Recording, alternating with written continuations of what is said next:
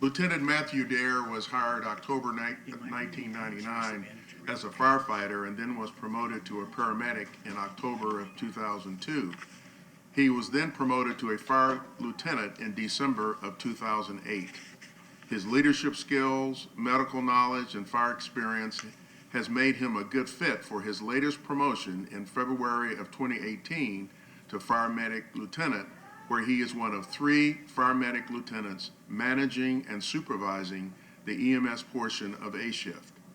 Over his 20 years of service, Lieutenant Dare was a member of the fire department's Marine response team and served 8 years on the engine committee, helping our department design our fire engines. Additionally, Lieutenant Dare has received a Turner Award for Outstanding Paramedic of the Year in 2008 and was selected as Firefighter of the Year in 2009. Lieutenant Dare has earned an associate degree in EMS through St. Petersburg College and holds a Fire Officer II certification as well as Fire Inspector I certification. Lieutenant Dare recently celebrated his 19th wedding anniversary and has 2 growing children at home ages 15 to 13. The City of Clearwater congratulates and thanks Lieutenant Dare on his 20 years of dedicated service to the fire department, the City of Clearwater, and its citizens. Lieutenant Matthew Dare.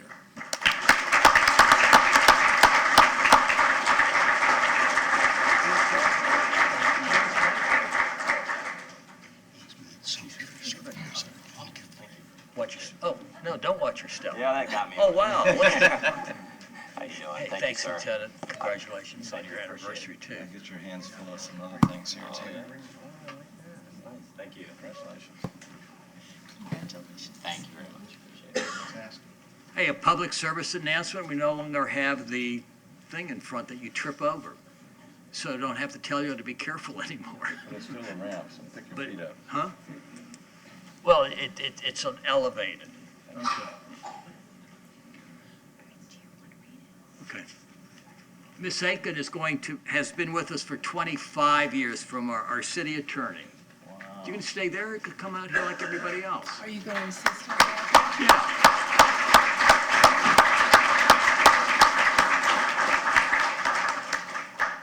Yeah. I mean, after all, it's 25 years. That's your silver anniversary, right?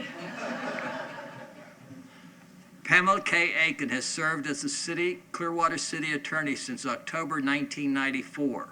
Prior to coming to Clearwater, Pam worked in the City Attorney's office in Tampa for 11 years, with the last 6.5 years being the Tampa City Attorney. Pam's experience as a municipal attorney is varied. As City Attorney for Clearwater, Pam is responsible for managing the law office, advising the City Council, the City Manager, departments of the city, and boards of the city. She has drafted cable franchises, ordinances, charter revisions, and development agreements. She has also worked with the committee that focused on changing the city's professional manager council government and has guided 7 charter review committees during her 25-year tenure. Pam's advice has always been helpful in explaining proposed changes and the practical effects of them, and reflects her deep understanding of the law and her commitment to the City of Clearwater. In 1999, Pam received the Paul S. Buckman Award for Outstanding Municipal Attorney of the Year. She's been recognized by her peers as one of Florida's legal elite 11 times and has been a finalist for the Florida League of Cities City Attorney of the Year Award 3 times. In 2018, Pam was inducted into the Legal Elite Hall of Fame. As city attorney, Pam has developed a well-educated and highly skilled team of attorneys and support staff who try to provide outstanding legal services to the city council and the city. Through that work, the city has prevailed in several high-profile cases, including the landmark case on public records law in the state of Florida, St. Petersburg Times versus the City of Clearwater. In addition, the city has successfully concluded several lawsuits initiated by outdoor advertising companies, which allowed for the eventual removal of many billboards from US 19 and Gulf to Bay, greatly enhancing the appearance of these two major corridors. With Pam's leadership, the city also defended itself successfully against a Burt Harris Act lawsuit, which is difficult and which resulted in the city recovering a substantial amount of fees. Thank you, Pam Aiken, not only for your 25 years of service to the city of Clearwater, but also for a career that has earned you the respect of your peers, of the council members you have served, and the community that you call home. Congratulations.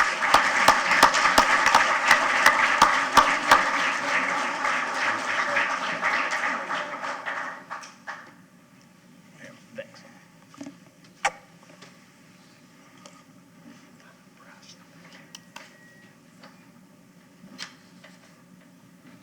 She didn't want to shake your hand? That's okay. I'll elbow her.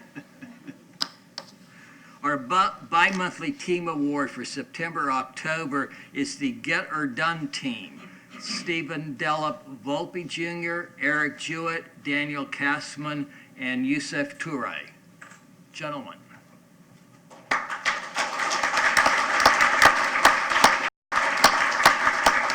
Grown vegetation, sweep up, and left service to the community, and wish to recognize them for a team award. Get Her Done Team, September, October 2019 bi-monthly team winners.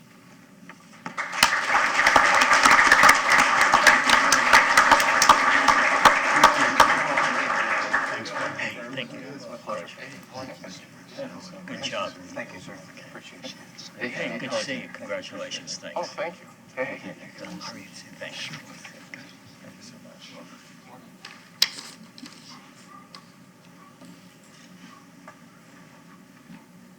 Thanks to all of y'all and congratulations. Now we're going to welcome some new police officers. We'll have the chief and our city clerk swear them in. Chief? Good morning, Mayor. Dan Slaughter, Police Chief. I'd like to introduce you to, come on back, one more time, our 5 new hires. Starting from my left to my right is, first is Carissa Costello. She received her bachelor's degree in psychology with a minor in criminal justice in Connecticut, and then she earned her master's degree in forensic mental health counseling at John Jay College of Criminal Justice in New York, and she previously worked at the Nassau County Police Department in New York until joining the Clearwater Police Department. Ryan Kenna earned his bachelor's degree from the State University of New York Maritime College. He's a decorated United States Navy Reserve serviceman who served as a lieutenant commander before resigning his commission in 2015. He then began working with OSG Ship Management in Tampa and New York, and he's worked offshore for drilling contractors until joining the Clearwater Police Department. Nicholas Mililo is a decorated Ranger who served in the United States Army until 2016. He's a graduate of University of South Florida in 2018 with a bachelor's degree in political science. Roxana Padilla is an airman, first class in the United States Air Force Reserve. She was a community service officer and police officer with the Greenfield Police Department in Wisconsin, and she received her high school diploma from Nathan Hall High School. And Samari Perez is a decorated United States Air Force Staff Sergeant from the Security Forces who was deployed 3 times. He served in a nuclear weapons security and in the Presidential Airlift Security.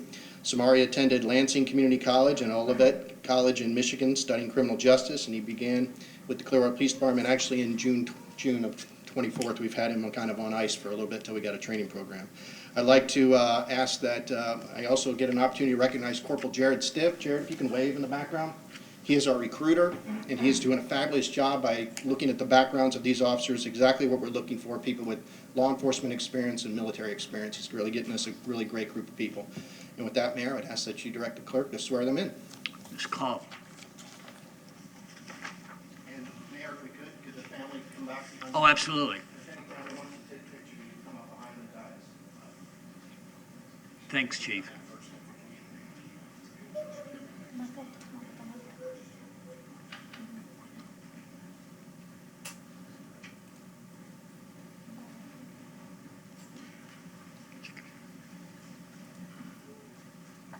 It's a little Come tight on down, back here, come yeah. on down, so, since everybody's coming that way.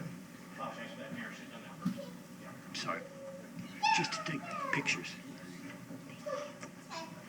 I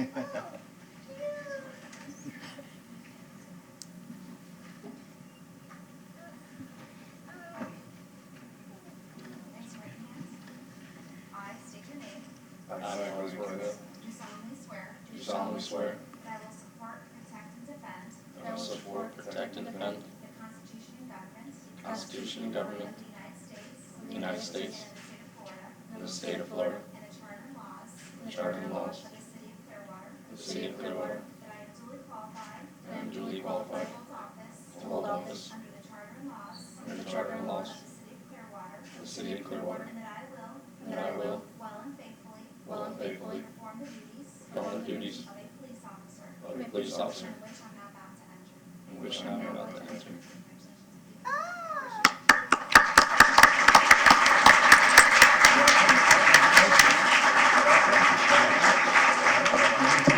Welcome. Okay, again, congratulations. Congratulations. So you're trading Michigan for Florida, huh? Wisconsin for Florida, Wisconsin, yes. yeah, okay. Great Good trade-off. to see you. Congratulations. That's what I was thinking when he said it. Congratulations.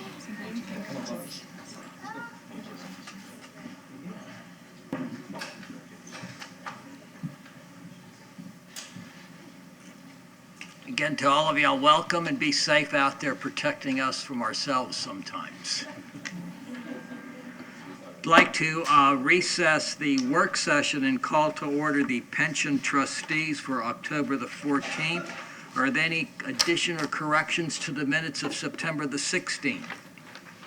Move to be approved. Second. Motion has been made and seconded to approve the minutes of September the 16th. All in favor say aye. Aye. Opposed, no. Motion carries unanimously. Anybody from the public wishing to speak to an item that is not on the agenda of the pension trustees? If not, I will close public comment and move on to agenda item 4.1. Hi, good morning. Hi, Shannon Jones, Assistant Director of Human Resources. Request for motion to approve the new hires for acceptance into the pension plan as listed. Any questions of staff on agenda item 4.1? Motion approved, 4.1. Second. Anybody from the public to speak to agenda item 4.1? Motion has been made and seconded to approve agenda item 4.1. Comments, council. All in favor say aye. Aye. Opposed, no. Motion carries unanimously. Agenda item 4.2. Request to approve the following requests of employees: Duane Anderson, Fire Department; Deborah Faison, Parks and Recreation Department; and Michael Ward, Fire Department, for regular pension as provided by sections 2.416 and 2.424 of the employee's pension plan. Any questions of staff on agenda item 4.2? Anybody from the public to speak to agenda item 4.2? Move approval of agenda item 4.2. Second. Motion has been made and seconded to approve agenda item 4.2. Comments, council. All in favor say aye. Aye. Opposed, no. Motion carries unanimously. Agenda item 4.3. Request to approve pension plan expenditures for fiscal year 2020 totaling not to exceed $380,700 to be presented by Mr. Jay Ravens, Director of Finance. Good morning, trustees. Jay Ravens, Finance Director. This request is for approval of various administrative expenditures for the plan for fiscal year 2020. This includes all administrative expenditures other than certain professional services contracts that have been brought to the trustees separately, such as the actuary contract and money manager agreements. The recommended expenditures reflect an 8.3% increase over fiscal year 2019 approved expenditures. The increase is primarily due to a $25,000 increase in actuary consulting fees due to current and anticipated pension negotiations with bargaining units during fiscal 2020. Training and travel is a not-to-exceed amount for fiduciary-related pension training and related travel for both trustees and pension advisory committee members. Reimbursements to the general fund and the central insurance fund are for the cost of oversight and administration of the plan provided by human resources, payroll, and finance employees, along with related operating expenditures. The firm of Klausner, Kaufman, Jensen, and Levinson currently serves as the plan's pension attorneys. The pension attorney amount also includes third-party attorney fees for pension advisory committee disability cases, as well as medical services authorized by the PAC. Any questions of staff on agenda item 4.3? Mr. Cundiff? Yes, sir. Are these expenditures within the guidelines of the budget that we've already passed? The pension plan does not have a budget. That's the reason we bring these forward. Technically, the trustees have to approve all pension expenditures. For administrative ease, we bring this forward to you to provide a not-to-exceed budget for these specific categories for the fiscal year. You've essentially pre-approved the expenditures up to a not-to-exceed amount. Any other questions? Anybody from the public to speak to agenda item 4.3? I move to approve agenda item 4.3. Second. Motion has been made and seconded to approve agenda item 4.3. Comments, trustees? All in favor say aye. Aye. Opposed, no. Motion carries unanimously. Agenda item 4.4. Request to approve new fee schedule of the pension plan's investment custodian, Northern Trust, for an annual fixed fee of $95,000 effective October 1st, 2019, and authorize the appropriate officials to execute the same, presented by Mr. J. Ravens. This request is for approval of a new fee schedule with the plan's custodian, Northern Trust. Northern Trust has been the plan's custodian for the safekeeping of the plan's investments since November 2002. During that time, the plan has grown in size and complexity from $400 million managed by 10 money managers to $1.1 billion managed by 21 money managers. The addition of international equities, timber investment partnerships, and infrastructure investments have also significantly increased the complexity of the custodian's duties. Throughout this 17-year time period, Northern Trust has not raised their original fixed fee of $85,000 annually. Northern Trust has now requested a 15% increase in fees from $85,000 to $97,500. Northern Trust has continually and consistently provided an exceptional level of service, and we have benefited from an excellent working relationship. Staff recommends approval of the requested fee increase, which equates to less than 1% annually over the 17-year period of significant growth. Any questions of staff on 4.4? Move approval of Hold on. You have two different figures here. You have 85,000 and then 87,000 on the workup You sheet. mean 95 and 97.5? Yeah, it's 97.5. The No, you say Northern Trust is seeking a 14.7 increase in their annual fixed fee from 87,000 to 97.5, and then on a previous paragraph, you have it listed as 85,000? The 87 is a typo, I apologize. Okay, The current okay, fee is just want to 85,000. make sure. Yeah, Thank okay, you. so it's 85. Yes, it Okay. is. Anybody from the public to speak to agenda item 4.4? Motion? move approval of agenda item 4.4. Second. Motion has been made and seconded to approve agenda item 4.4. Comments, trustees? All in favor say aye. Aye. Opposed, no. Motion carries unanimously. Any other business for the trustees? Okay. We will adjourn the pension trustees for October the 14th and call to order the Community Redevelopment Agency meeting of October the 14th. Are there any minutes or any corrections or additions to the minutes of September the 16th? Move to approve the minutes. Second. Motion has been made and seconded to approve the minutes of September the 16th. All in favor say aye. Aye. Aye. Opposed, no. Motion carries unanimously. Anybody from the public wishing to speak to an item not on the agenda for the pension trustees? See here. Oh, CRA. Mr. Mayor, members of the council, I'm Bill Johnson. I did fill out a card. I'd just like to give you a shout out to the trustees of the CRA and the staff of the CRA for the great town hall conversation that occurred last Friday night entitled Our Perspectives, Our Culture, Our Community. It was primarily a panel discussion group of 4 individuals talking about diversity and some of the challenges of different cultures. It was a wonderful meeting, great concept to have those kind of town hall meetings at the Second Century Studio. Thank you very much. Anybody else from the public wishing to speak to an item not on the agenda? If not, we will close public comment and move forward to agenda item 4.1. Yes, approve the proposed 2020 Community Redevelopment Agency meeting schedule and adopt CRA Resolution 19-02. And this is our proposed meeting schedule for 2020. Any questions of staff on agenda item 4.1? Anybody from the public to speak to agenda item 4.1? Move approval of agenda item 4.1. Second. Motion's been made and seconded to approve agenda item 4.1. Comments, council? All in favor say aye. Aye. Aye. Opposed, no. Motion carries unanimously. Agenda item 4.2. I have a resolution for that, Mayor. Oh, I'm sorry. Ms. Aiken. Resolution number 19-02, a resolution of the Community Redevelopment Agency of the City of Clearwater, Florida, adopting the CRA 2020 meeting schedule, providing an effective date. Move approval of resolution 19-02. Second. Motion's been made and seconded to adopt CRA Resolution 19-02. Comments, council? All in favor say aye. Aye. Opposed, no. Motion carries unanimously. Agenda item 4.2.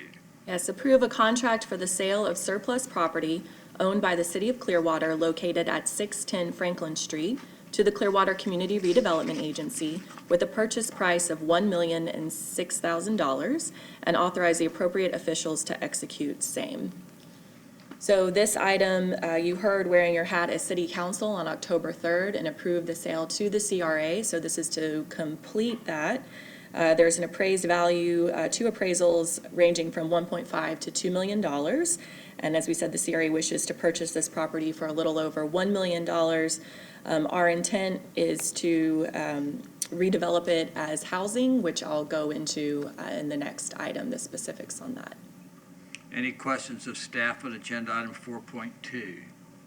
Anybody from the public to speak to agenda item 4.2? I move to approve agenda item 4.2. Second. Motion's been made and seconded to approve agenda item 4.2. Comments? All in favor say aye. Aye. Aye. Opposed, no. Motion carries unanimously. Agenda item 4.3.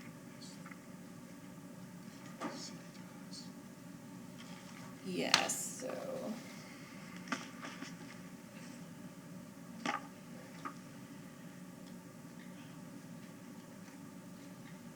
Thank you. So approve an agreement for the sale and development of the property located at 610 Franklin Street to Blue Sky Communities LLC for the purposes identified in request for proposals 09, is that the right one? Yeah, 09-19, and authorize the appropriate officials to execute same. So what you are looking at here is an 81-unit apartment complex with some office on the ground floor and a 2-story parking garage that will be in the back. And this was the winning bid that we received out of 3 for an RFP for a tax credit housing project on this site. To give you a little bit of background, right, the city wanted to demolish Fire Station 45 probably almost a year ago or a little over, and then at the time, council said we should consider adaptive reuse. So the CRA put out a call for letters of interest for adaptive reuse on the site. We had a building study that had been done, so it's going to cost it for the current fire station, it would be at least $1 million to rehab that facility. So the LOI was out there for several months. We received one proposal, which was for a nonprofit arts center.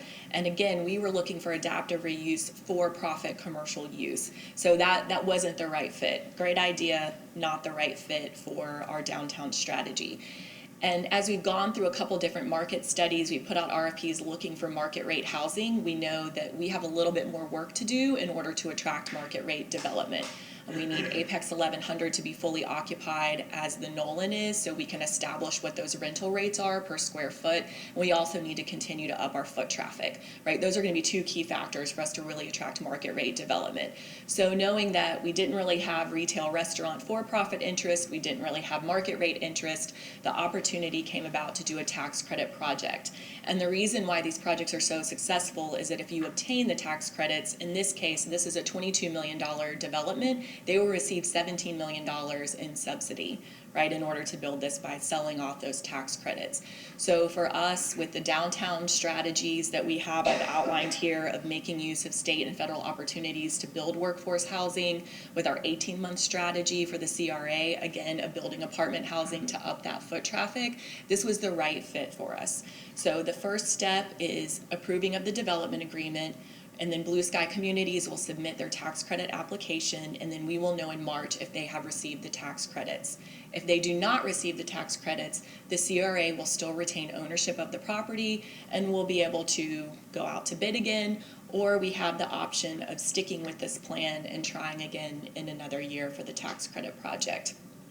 Blue Sky Communities has proposed to purchase the property for $2 million. Right, and if you recall, we're buying it for $1,606,000. So with that excess money, we'll be coming back to you to talk about how we would use that. There's a couple different options on the table. One will be participating in the local government contribution of the $747,000 loan.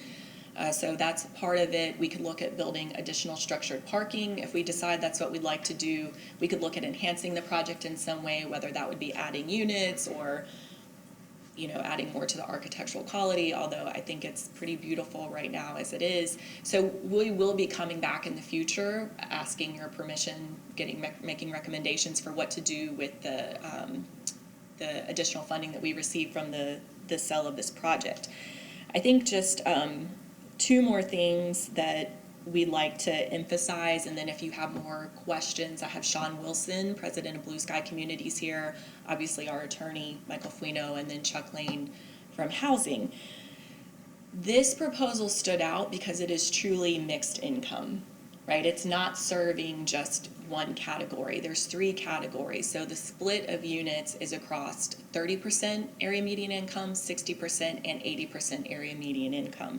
And if you look at an 80% area median income, you're looking at someone who makes around $45,000, $50,000 a year. So we know that this is sorely missing in our rental market. This would someone imagine a single parent who works at the checkout line at Publix, right, or a manager at one of our hotel properties on the beach, or really anyone who works in the service industry would be eligible to live in this unit. So I think that's very important, that there's a mix of income. I also think the design it's meeting all of our new downtown design guidelines, that they're going to build bicycle parking, they're attempting to save the trees, right, that they have a pedestrian orientation and focus, and they're absolutely maxing out the density. So these are all things that we're looking for. These are all adopted community goals and part of our strategy. So with that, I'm happy to answer any questions, and we recommend your approval of this development agreement. Mr. Albritton. The design is great for tax credit. How many units? Is it 82? 81. 81 units. So as our CRA director, how do you think the workforce people that are going to be renting these places will help stimulate our downtown? Will that be a good thing? I think it's going to be a great thing. And I think when you first hear workforce or low income, you think of people who have no money, right? And really what the case is that they're cost burdened because they're paying more than 30% of their income towards housing. So today, if I'm spending half of my paycheck on housing, and then I can move into a place where I'm only spending 30% of my paycheck on housing, then that frees up, right, 20% more of which becomes discretionary funding, right, that they would be able to spend in downtown, right? Hopefully, that would be the idea. They might choose to save money, but we're taking people who are cost burdened now and giving them an opportunity to not spend more than 30% of their income on housing. Okay, thank you. Any other questions? Reassure us, the reservation I had initially was about the 50 years, that why do we have to lock ourselves into the 50 years? So the 50-year requirement for this property to remain affordable is a requirement of the tax credit project. And the reason being is that typically you're trying to place workforce housing into very hot housing markets, right? So what a developer would normally do is they say, oh, I'm going to get this tax credit, I'm going to build this amazing product, and 2 years from now I'm going to flip it, right? I'm gonna sell it and it's not gonna be affordable anymore, I'm gonna change it to market rate. So the restriction is on there, so you know if my public tax dollars went for workforce housing, it's going to stay workforce housing. And I know that right now we're in a challenged market and it's hard to see, but as someone who's lived through a flip in markets, once our market becomes attractive for market rate development, it's going to move faster than you could ever imagine possible, and it will be very challenging to get an affordable product downtown.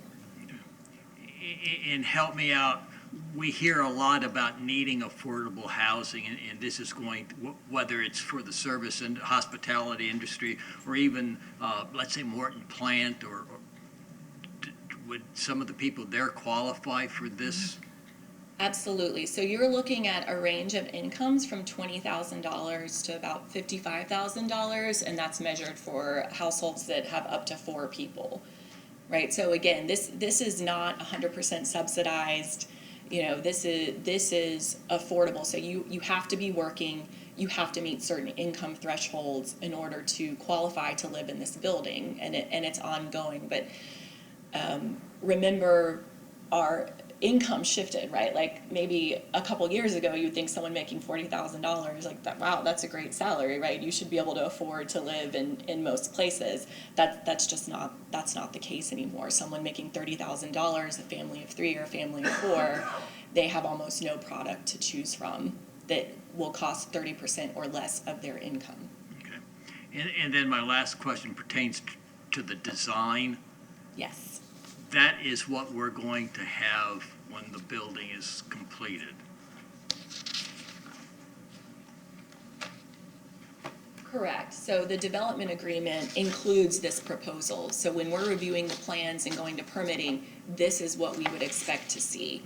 This style of design, these kind of materials, right, with the plazas that they've recommended. Okay. I know we had approved council, not as the CRA, we had approved another project, and while it was under construction, we got some feedback from residents saying, well, look, you know, they haven't put the landscaping in that they promised, and yet the project was still under construction.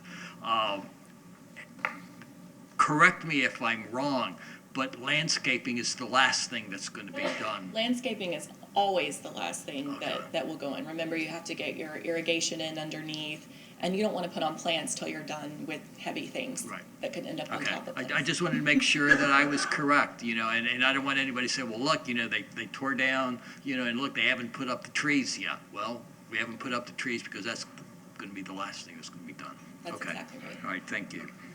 Anybody from the public to speak to agenda item 4.3? Move approval of agenda item 4.3. Second. Motion has been made and seconded to approve agenda item 4.3. Any comments, council? All in favor say aye. Aye. Opposed, no. Motion carries unanimously. Agenda item 4.4. Yes, I'd like to invite up Rosemary Demore, the CRA's Public Relations and Programs Manager. I've asked her today to take a deep dive into our first focus area, right, which is create and share positive stories. Right, so to talk a little bit about the CRA's strategy, our editorial strategy, and how we're tackling the perception, right, of downtown and that perception issue. Just 2 more things before she starts.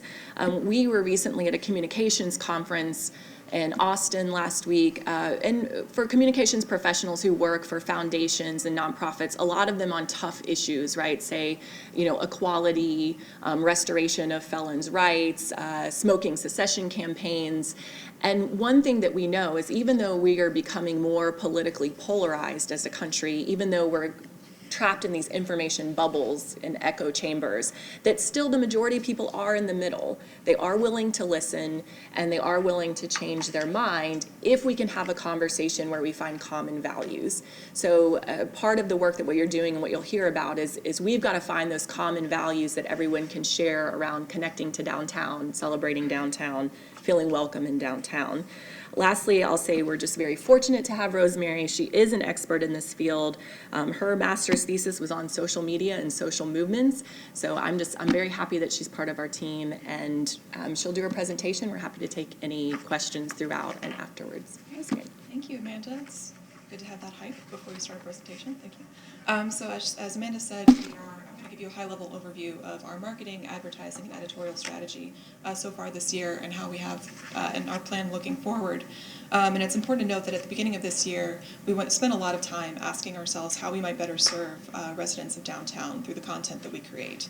Right, and establish Clearwater in the national conversation on the future of cities. And our priorities and our storytelling for 2019 and 2020 are very much tied to our 18-month strategy. And for those who need a refresher, we're talking about perception shift and creating and sharing authentic, positive stories about downtown, beginning construction on Imagine Clearwater, permitting 600 housing units, and attracting $100 million of private investment. As we talk about this idea of perception shift, we need to understand where we are and where we want to go. So how is it that we want people to see downtown? And in our exercises at the beginning of the year, we came up with 6 messages that we definitely want people to take away when they think about downtown Clearwater. And that is that we're moving from vacant to vibrant, from quiet to lively, from a place that has one type of event to a variety of events, from not having many arts at all to being arts infused, from a rather exclusive place to a welcoming place, and moving from disconnected to connected. And that's connecting to the broader city, but also connecting to us in the CRA and our staff. And it's important to note that this is a long game, right? The challenges facing downtown didn't happen overnight, and so neither will the solutions. But communication and engagement will play a really crucial role in helping the CRA reach its goals, and I think any city's goals, quite frankly. And so we think that what we're creating here is a strategy that can be replicated nationally. Before I get into a deep dive into our tactics, I'll try not to go on a tirade about today's media environment because it's a very challenging place to be. And if we're going to play this long game, we need to understand the rules that we're playing in, right? The media environment has shifted drastically in the last 20 years and even in the last 5 years. And so our tactics need to adjust as well. We simply can't rely on other people to tell our story, and we need to meet audiences where they are. And so we identified a few opportunities, a few challenges this year. Number 1 was creating an editorial strategy, and that's how we communicate our goals and what content we create to reach our audiences. And then thinking about that context in the broader social web world that we live in. The Wild West days of social media were just 7 years ago, right? It was when organic content, meaning content that you didn't have to pay to reach audiences, that was king. Anybody could go viral, anybody could be heard. And it's how social movements like the Arab Spring happened, which turned social media companies into community organizing platforms. But the tragic story today is that most social media is pay to play. And those dollars have to be allocated super strategically if we're going to reach our audiences. And social media companies are changing the rules on us on an almost daily basis. So again, we have to be constantly vigilant and still get our content in front of audiences for relatively little investment. A $100 Facebook ad today will get you in front of a few thousand people. It used to get you in front of 100,000 people. And so again, thinking about the broader web, the Googles, the Facebooks, the YouTubes of the world, these entities are the gatekeepers of the information that you receive, and they're often algorithmically determined, right? Which means that your behavior, my behavior, the things we're looking at and clicking on today influence not just what I see today, but what I'll see in the future. And that's why this conversation on perception shift is so important. People are often reinforcing their own beliefs by what they click on and what they see online. And so when we are talking about people being led to conclusions by a predetermined algorithm, we can't expect people, again, to just find us, right? We have to meet people where they are and work even harder to cut through that noise, which is why a tactic like improving our Google search results is a really important thing for us in downtown. With the media, we see 2 distinct opportunities. Number 1, in advertising. Digital and print can reach people like never before. And then second, seeing how we're actually talked about and mentioned in the media. There are free platforms that measure this. Things like Google Alerts can tell you when a keyword or a phrase is mentioned on the web. But then there are also larger scale platforms that can do the heavy lifting for us and kind of sift through and catalog these media mentions and then give us an additional deeper dive and tell us what's the sentiment behind these articles. Are they positive? Are they negative? Are they neutral? And luckily our public communications team already uses a platform like this, and so we've been able to piggyback off of them and get a keener understanding of how we're being discussed in the media. And then finally, developing marketing materials. We didn't have a lot before we started this year in terms of we had a branding guide that was launched when our website was launched a few years ago, but in terms of a cohesive strategy in developing these materials, we didn't have that before 2019, so it's something that we've been working on. And so thinking about the CRA's goals here, we do want to increase investment in downtown, but we also want to help people increase their attachment to and their pride in downtown, right? And there are very distinct audiences for those two goals, both investors and then also residents and visitors. And I would say also cities of similar sizes. So what can we learn from a city like Gary, Indiana, that's also faced similar challenges to us? What lessons learned are there to offer? And what lessons can we provide to the country at large?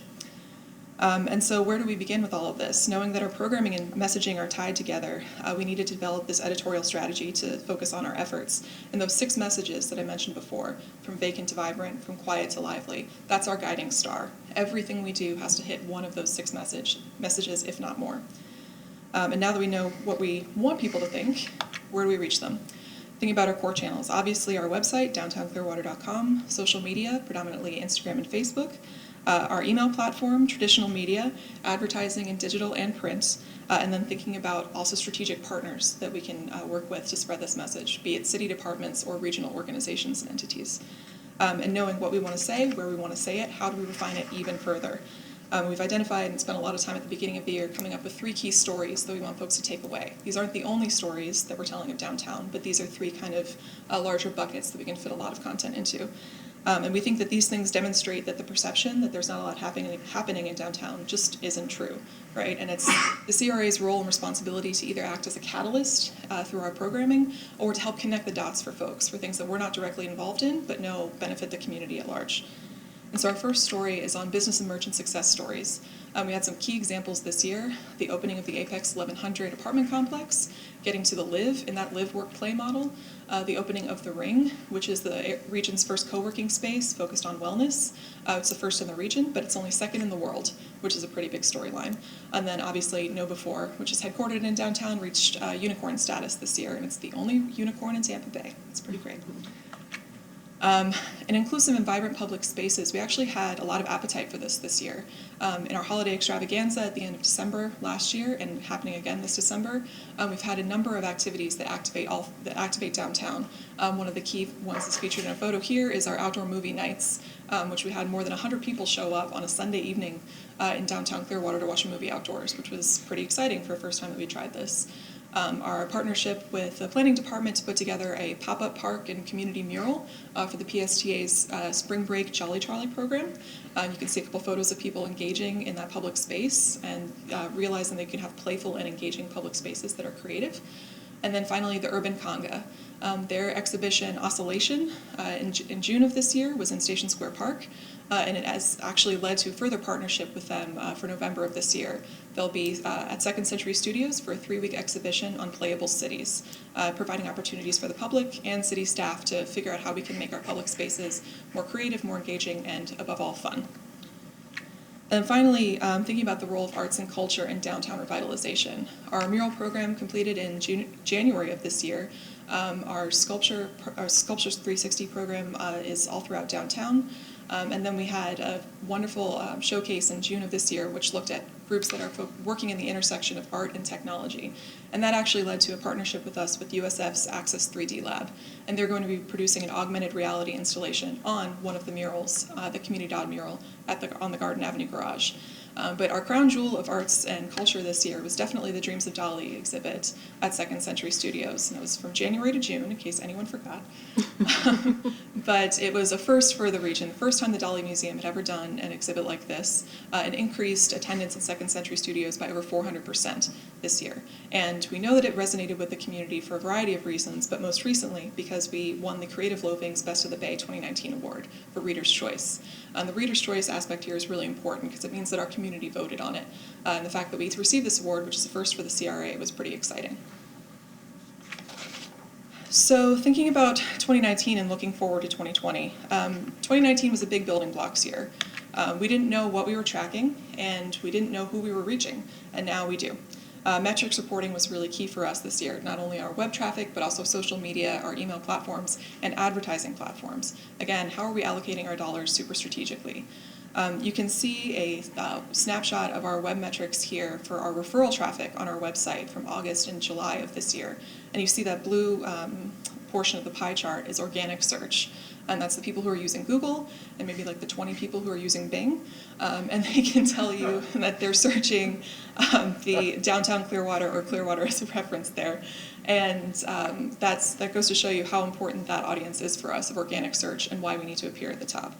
And so now that we have this metrics reporting, which I produce on a monthly basis, we can actively adjust our strategy based on the data that we get.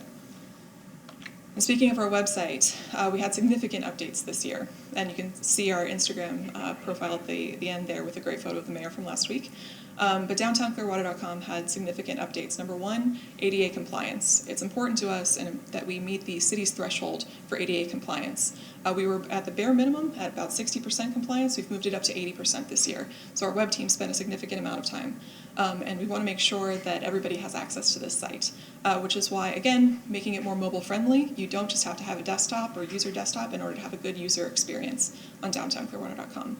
We also have improved calendar and community submissions on our site, and this essentially acts as free advertising for our merchants in downtown. Our community calendar can be submitted anyone can submit to our community calendar, provide business deals, updates, events, and we think that that's a great resource that's available to folks. And finally, before this year, you didn't know who worked at the CRA.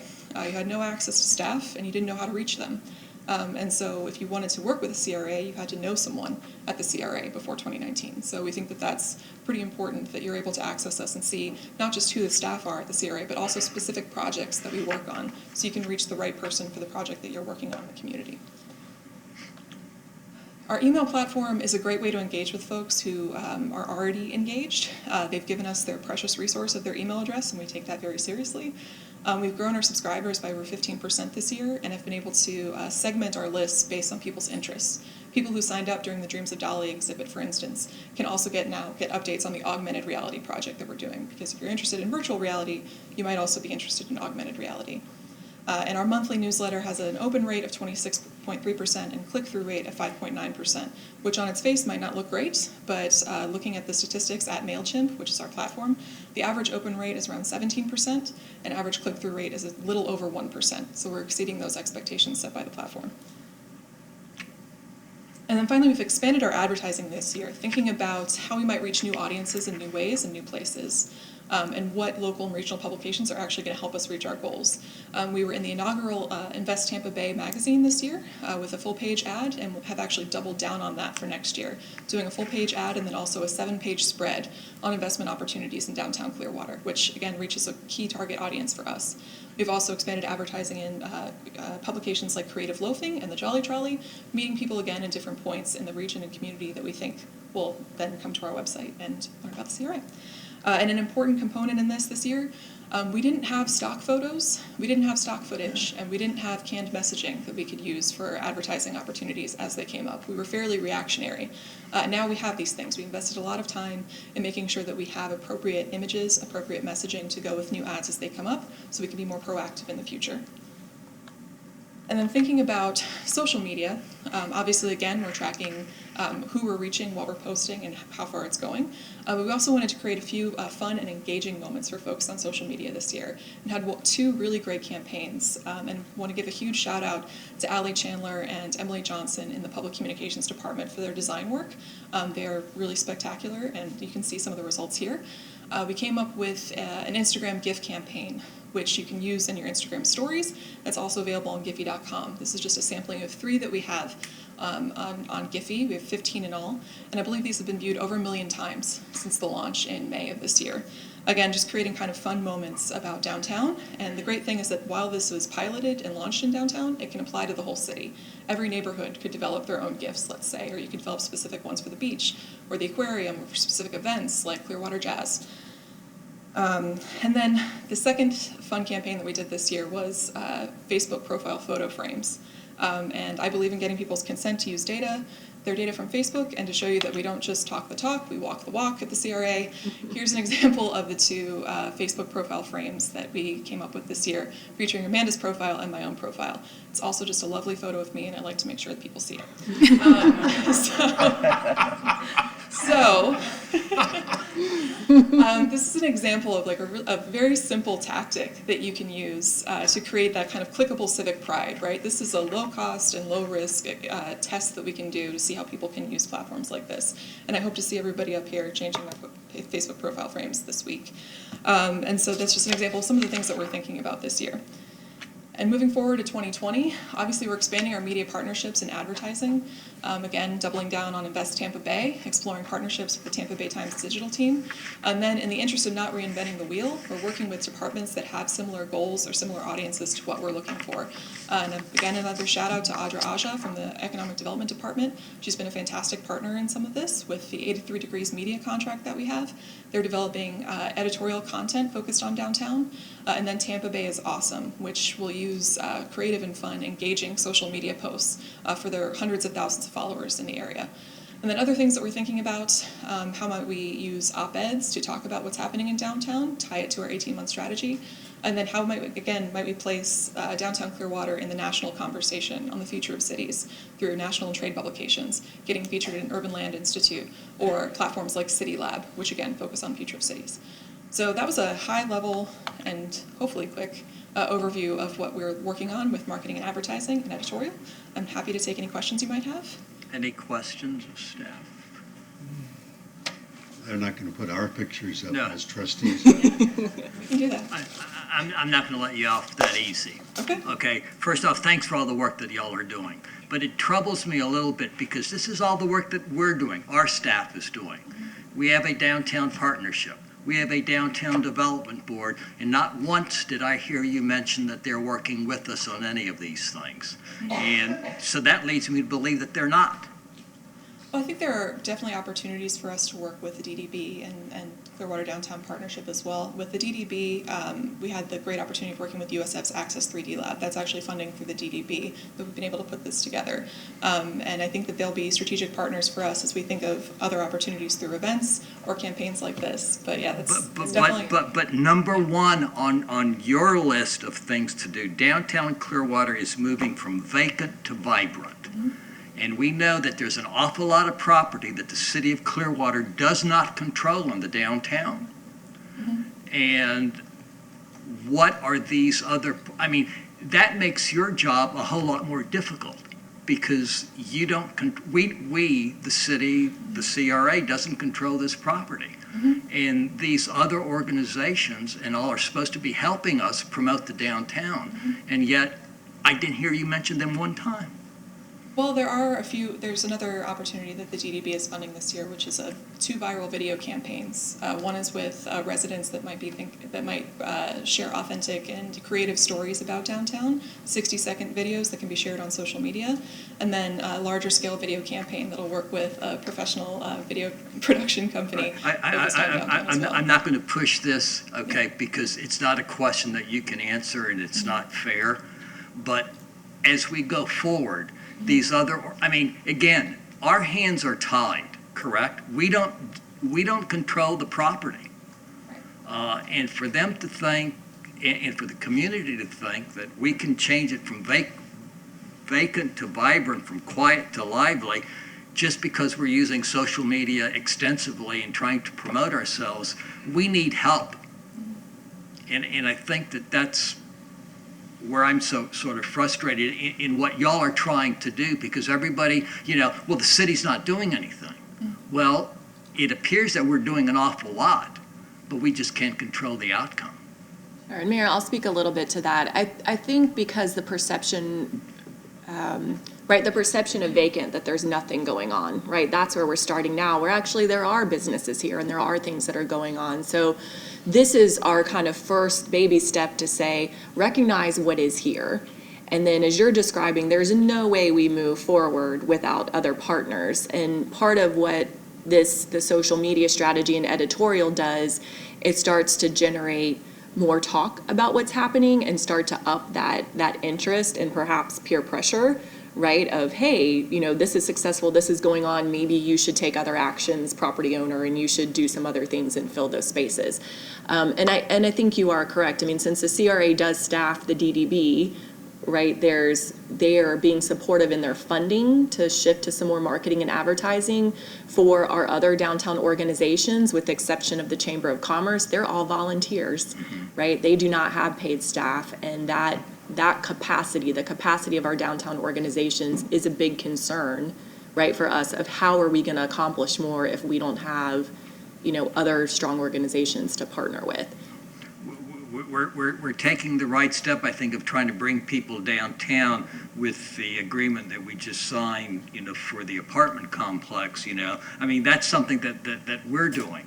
But I sure would like, the next time y'all are here, I sure would like to hear that some of these partners and these property owners who own the property, who control the property, have done something to show that, they also are wanting to help us out and not just sit on property forever and ever. Well, I think, again, our role can be either catalyst or connector, right? And so either our programming is going to help inspire folks, or we can serve as a connector to say, these are all the things that are happening in downtown, not just through us, but through other folks as well. And we'll certainly do a better job of that as we move forward. Mayor, can I Sir, make a comment? Mr. Horn. To your earlier points, I think my perspective is that part of what is at the core of why we may not necessarily have the participation that we're kind of expecting from some of our partners is that I'm not convinced that we are in complete alignment. We can only do what we can control, but if the other partners, have a fundamental disagreement with what we're doing and how we're doing it, then that presents a barrier for them to want to be engaged with us in doing some of the things that we're trying to do. I think going forward, what we probably should do at this point, since we've laid all this out, is to have a very direct conversation with those partners to find out where are the alignment gaps. Now, one of the things that I've faced the whole time I've been here is that if the partner fundamentally believes they don't agree with us, and if we don't agree with them, then there isn't going to be the engagement. And that's why we have continued to try and search for ways to try and move the needle. I think telling our story, being proud of what we're doing, recognizing what we can control, in my view, is the long-term strategy. It may take us 1 billion years, but I think we'll get there. Well, and staff is doing a great job on that. But these other groups are out there criticizing us because we're not doing anything. And my response back is, well, what have you done? And I think the honest answer is that they haven't done anything but criticize.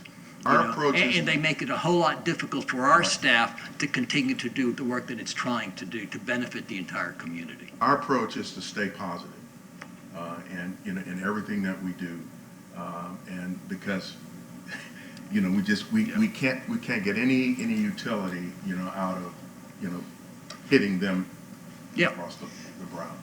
Yeah. Mr. Condon. I'd like to mention that there are a number of individual businesses that are doing a lot and have helped the downtown a lot. Some of the organizations are slow, and some of the owners of the properties are extremely slow. But some of the actual businesses have done quite a bit to make the downtown vibrant in their own realms, but they are limited because they are themselves. Mr. Albert. And I see that the other groups do contribute to our downtown, and they do it in different ways. Being here, we're always going to be criticized one way or another.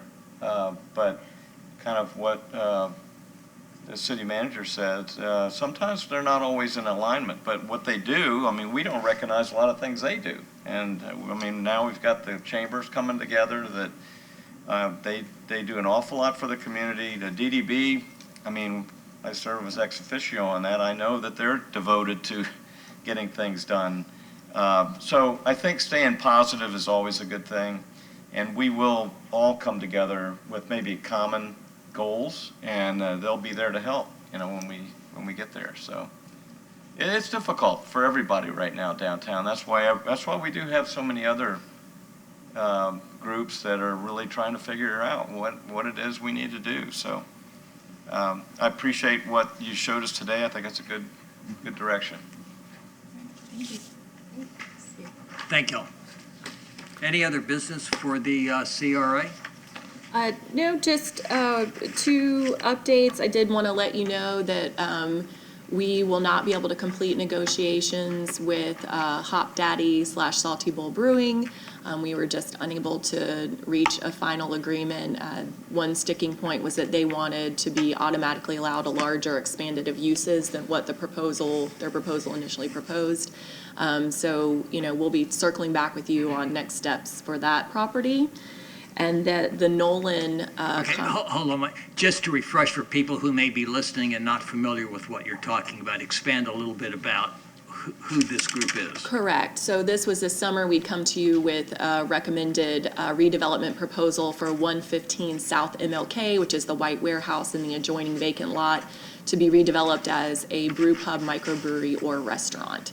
And so we were the CRA was authorized to start with negotiations to finalize that, and just letting you know that we will not be able to complete negotiations on that. Yes.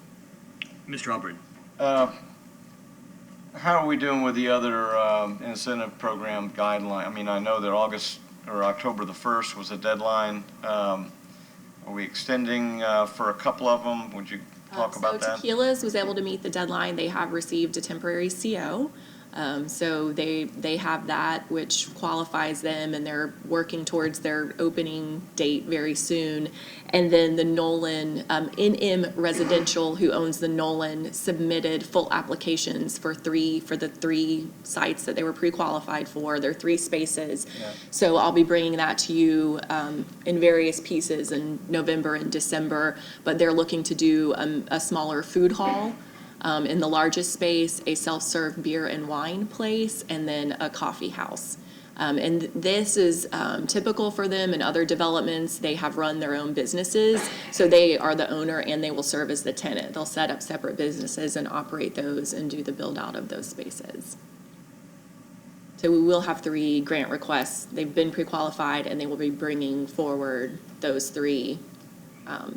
I'll be bringing them forward in the next couple of months. Okay, and how's Black Brick doing? And Black Brick, I have no updates. Okay. You were going to say something about the Nolan, or did you? That was the Okay, Nolan, okay.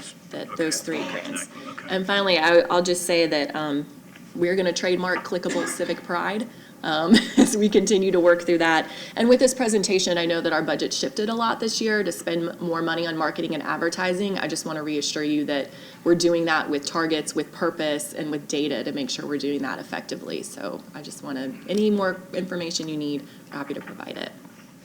Okay, thank you very much.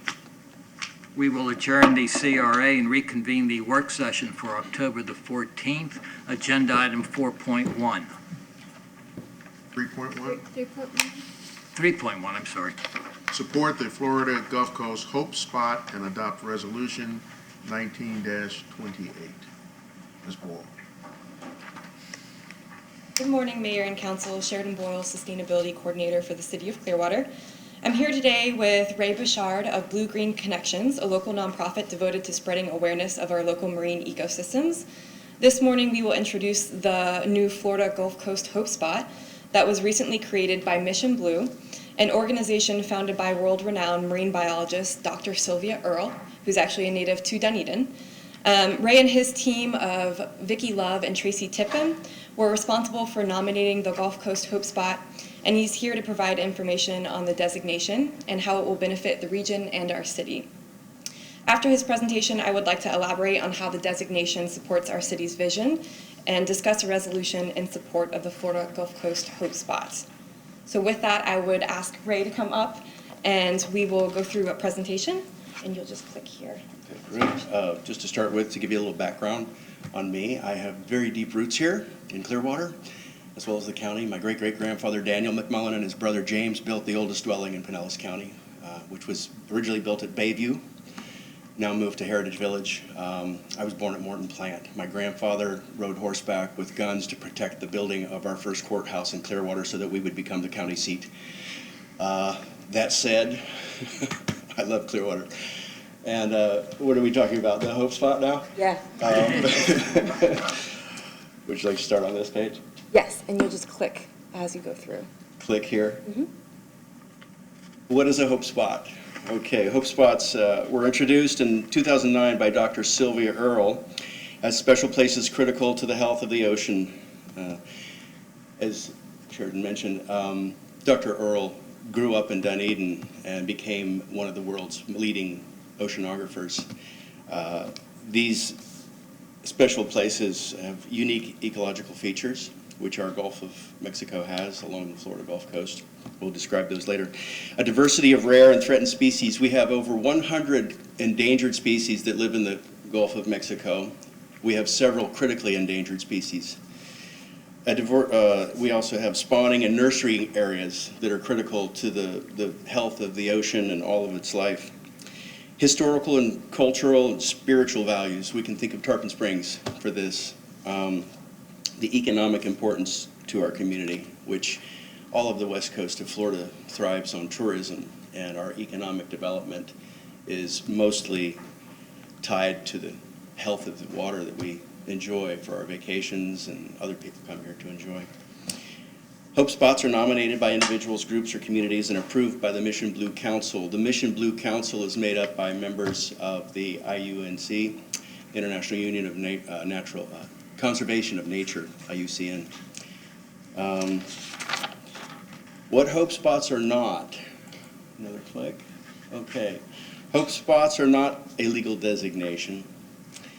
Hope Spots are not a regulatory entity. We do not create laws, nor do we lobby for laws. FWC handles that, and Florida has a great system in place for regulating fishing and so forth like that. We don't intervene in any of that. Hope Spots do not have rules or restrictions. We are here mostly to inform the public of what's going on, engage the public. We are working with big entities like Moat Marine, Florida Aquarium, Tampa Bay Estuary Program, who have all the research and support that is needed to give the information that's necessary to create the legislation that helps provide our protection. Hope Spots promote sustainable use of our precious waters. The Hope Spot is a means to educate and share information and support research. So what's happening locally?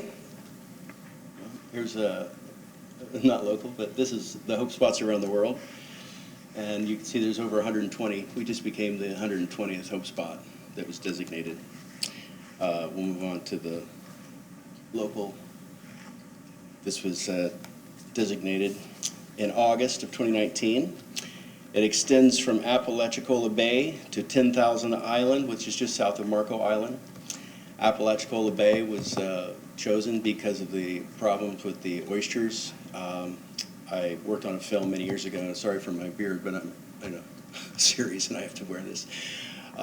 Many years ago I worked in Apalachicola, and we worked with a guy named Kendall Shellis, whose great-great-grandfather planted the original seeds for the Apalachicola oyster that became world famous. And I enjoyed these my entire life. I talked to Kendall a few weeks ago. He has not had a harvest in 3 years. And there's a lot of work being done there with FSU's Office of Research. They have several grants in place to do work in the bay to figure out what's going wrong and help provide restoration of these oysters. It was nominated by Blue Green Connections, along with a diverse coalition of supporters, including the City of Dunedin, Pinellas County Commissioners, Tampa Bay Estuary Program, Florida Aquarium, Moat Marine Laboratory and Aquarium, and many others. We have dozens and dozens of businesses in the Clearwater area and all up and down Pinellas County and up and down the state of Florida, as well as many individuals, over 140 individuals.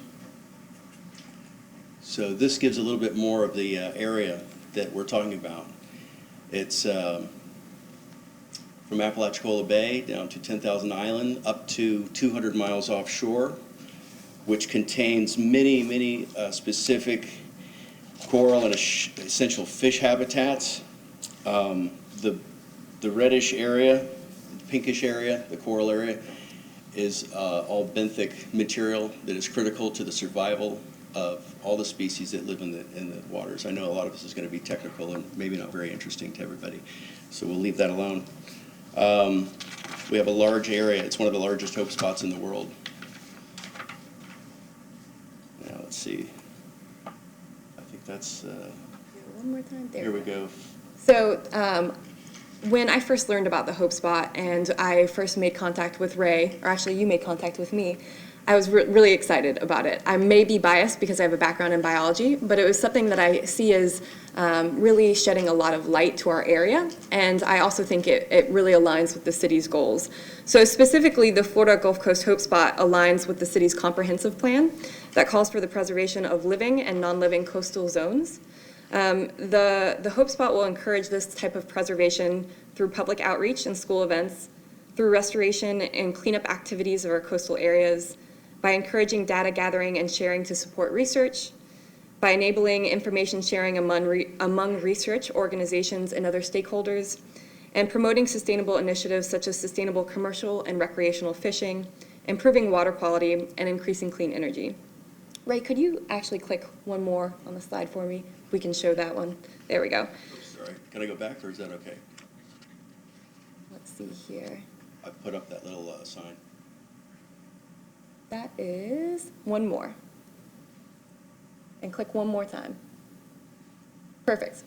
So the Florida Gulf Coast Hope Spot will also align with the city's strategic mission to facilitate development of the economy and support a high quality of life and experience. So the Hope Spot can support this by attracting marine scientists to the region to conduct research and hold conventions, by supporting Clearwater Beach as a potential eco-tourist destination, and increasing environmental awareness among the region's residents. So I know that there was a lot of discussion earlier, and I think that the Hope Spot is a great potential for attracting more people downtown, and that it'll encourage a scientific body that we might not currently be attracting to the region to hold conventions and share research. So that's one possibility that I see already aligning with the city.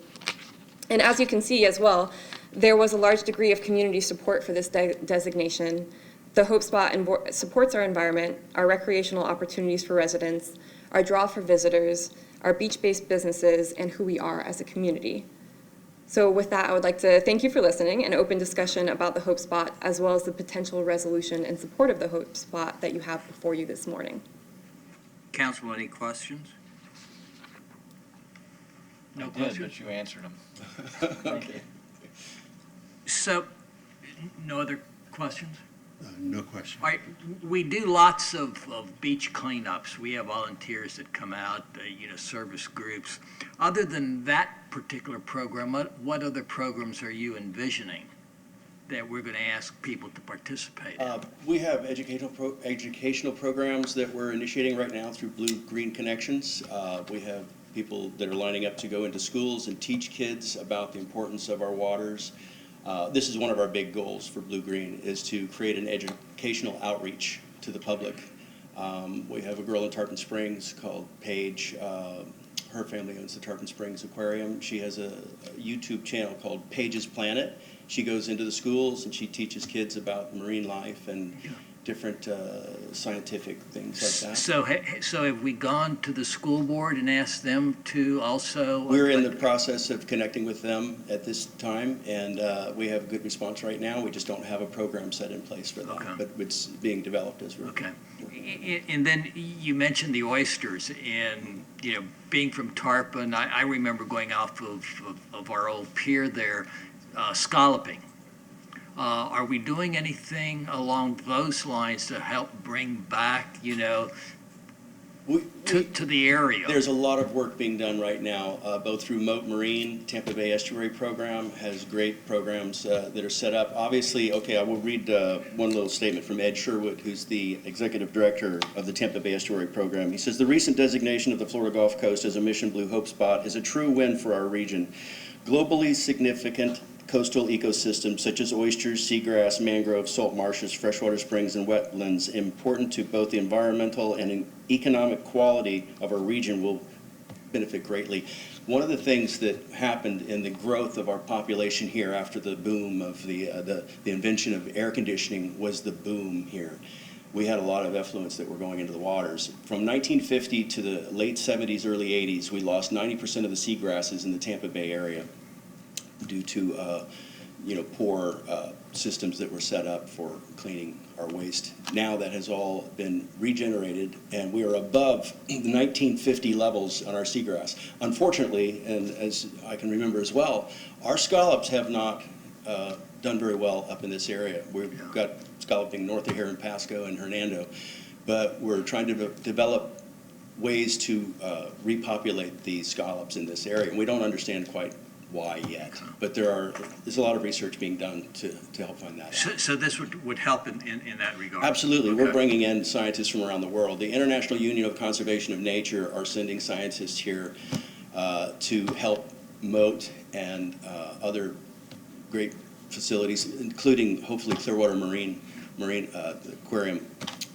to help study these. They all have great programs going on. They need a little extra assistance. And Mission Blue, because it's an international entity, has the ability to bring scientists here to help with the people who have already initiated the work.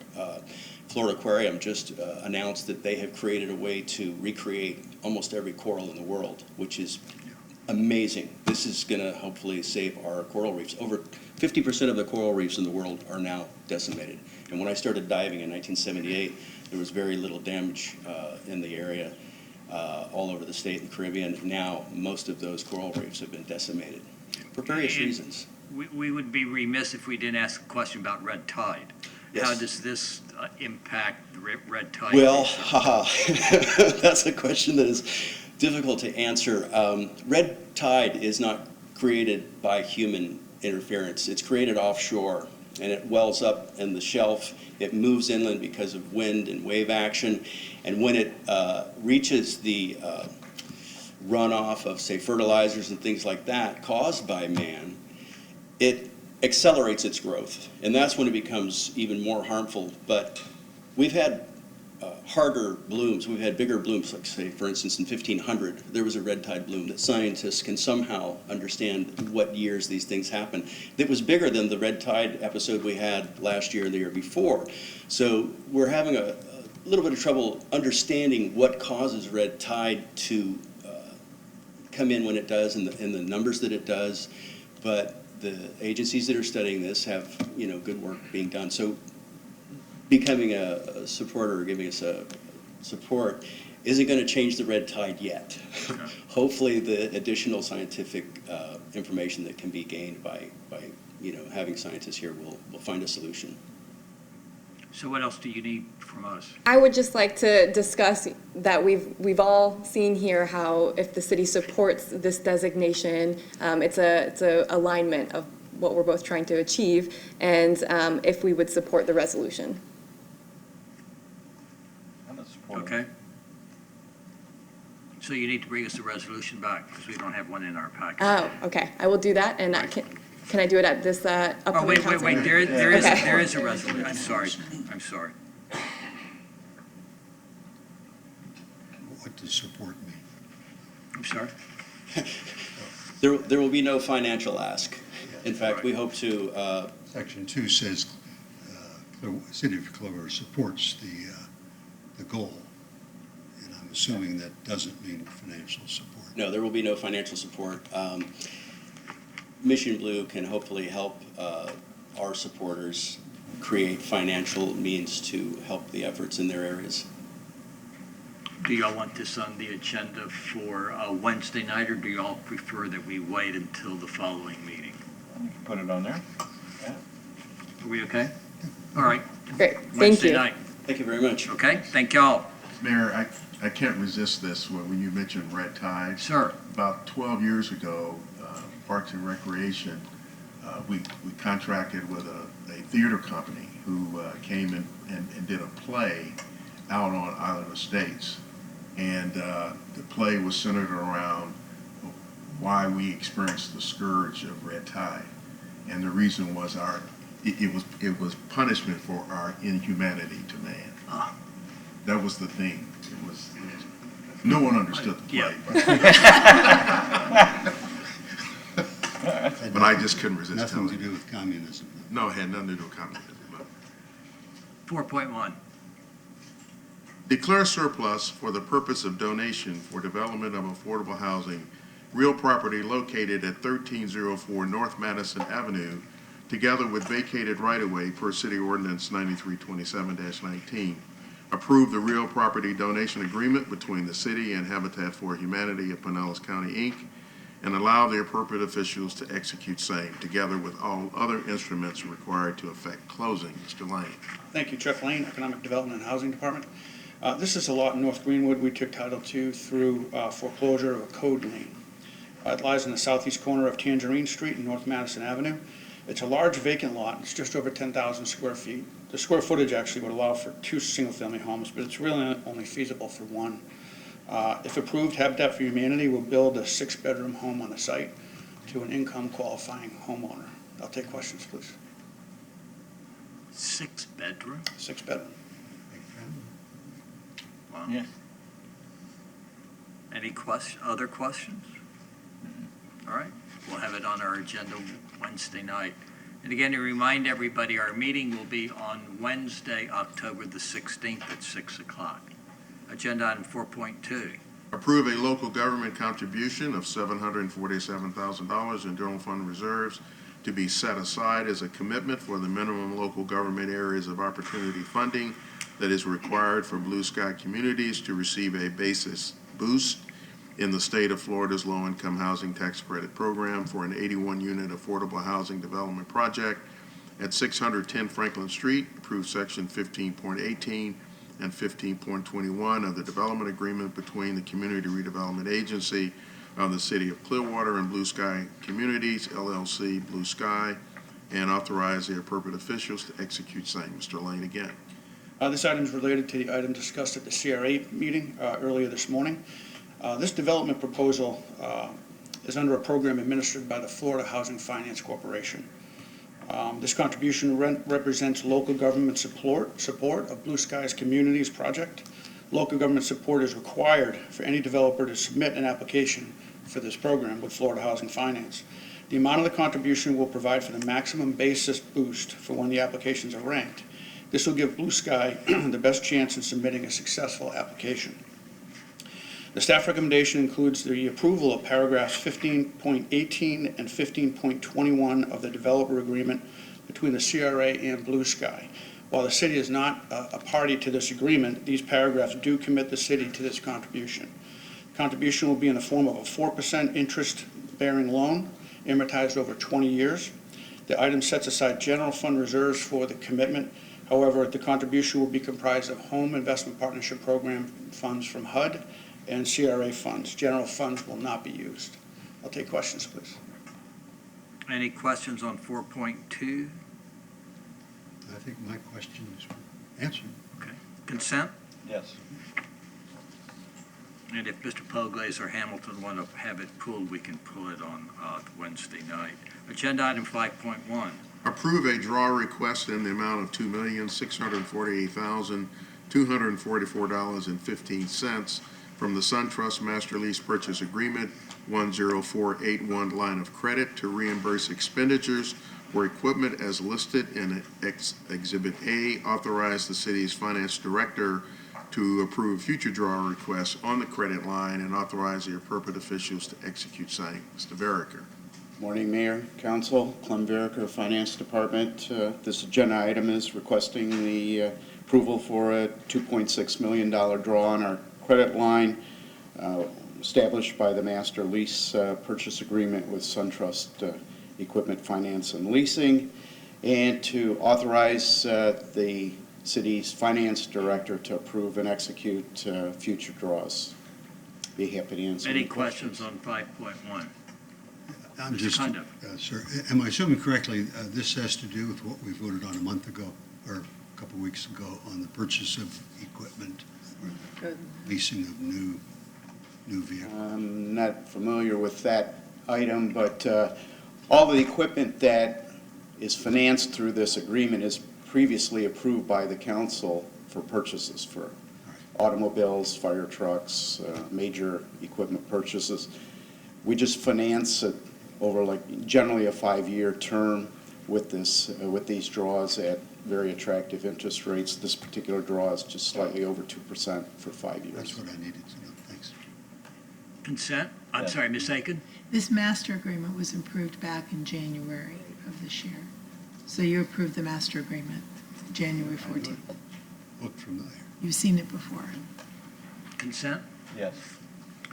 5.2. Authorize the piggyback of State of Florida contract number 8412-1500-15-01 purchasing card program with Bank of America for the term of October 2019 through December 2020 pursuant to Clearwater Code of Ordinances, Section 2.5641D, other government entities bids, and authorize the appropriate officials to execute same. Ms. Bench. Good morning, Mayor and Council. Alice Benj, Procurement Manager. Since 2009, the city has been a member of the Hillsborough County Procurement Card Program Consortium. As lead agency, Hillsborough County managed the contract with Bank of America. Early this year, Hillsborough County made the decision to not rebid the contract, and they moved to the State of Florida contract. We have explored other piggyback options that are available to us, and I'm recommending Council's authorization to utilize the State of Florida contract for the city's P-card program. I'm happy to answer any questions. Any questions on agenda item 5.2? Consent? Yes. Thank you. 6.1.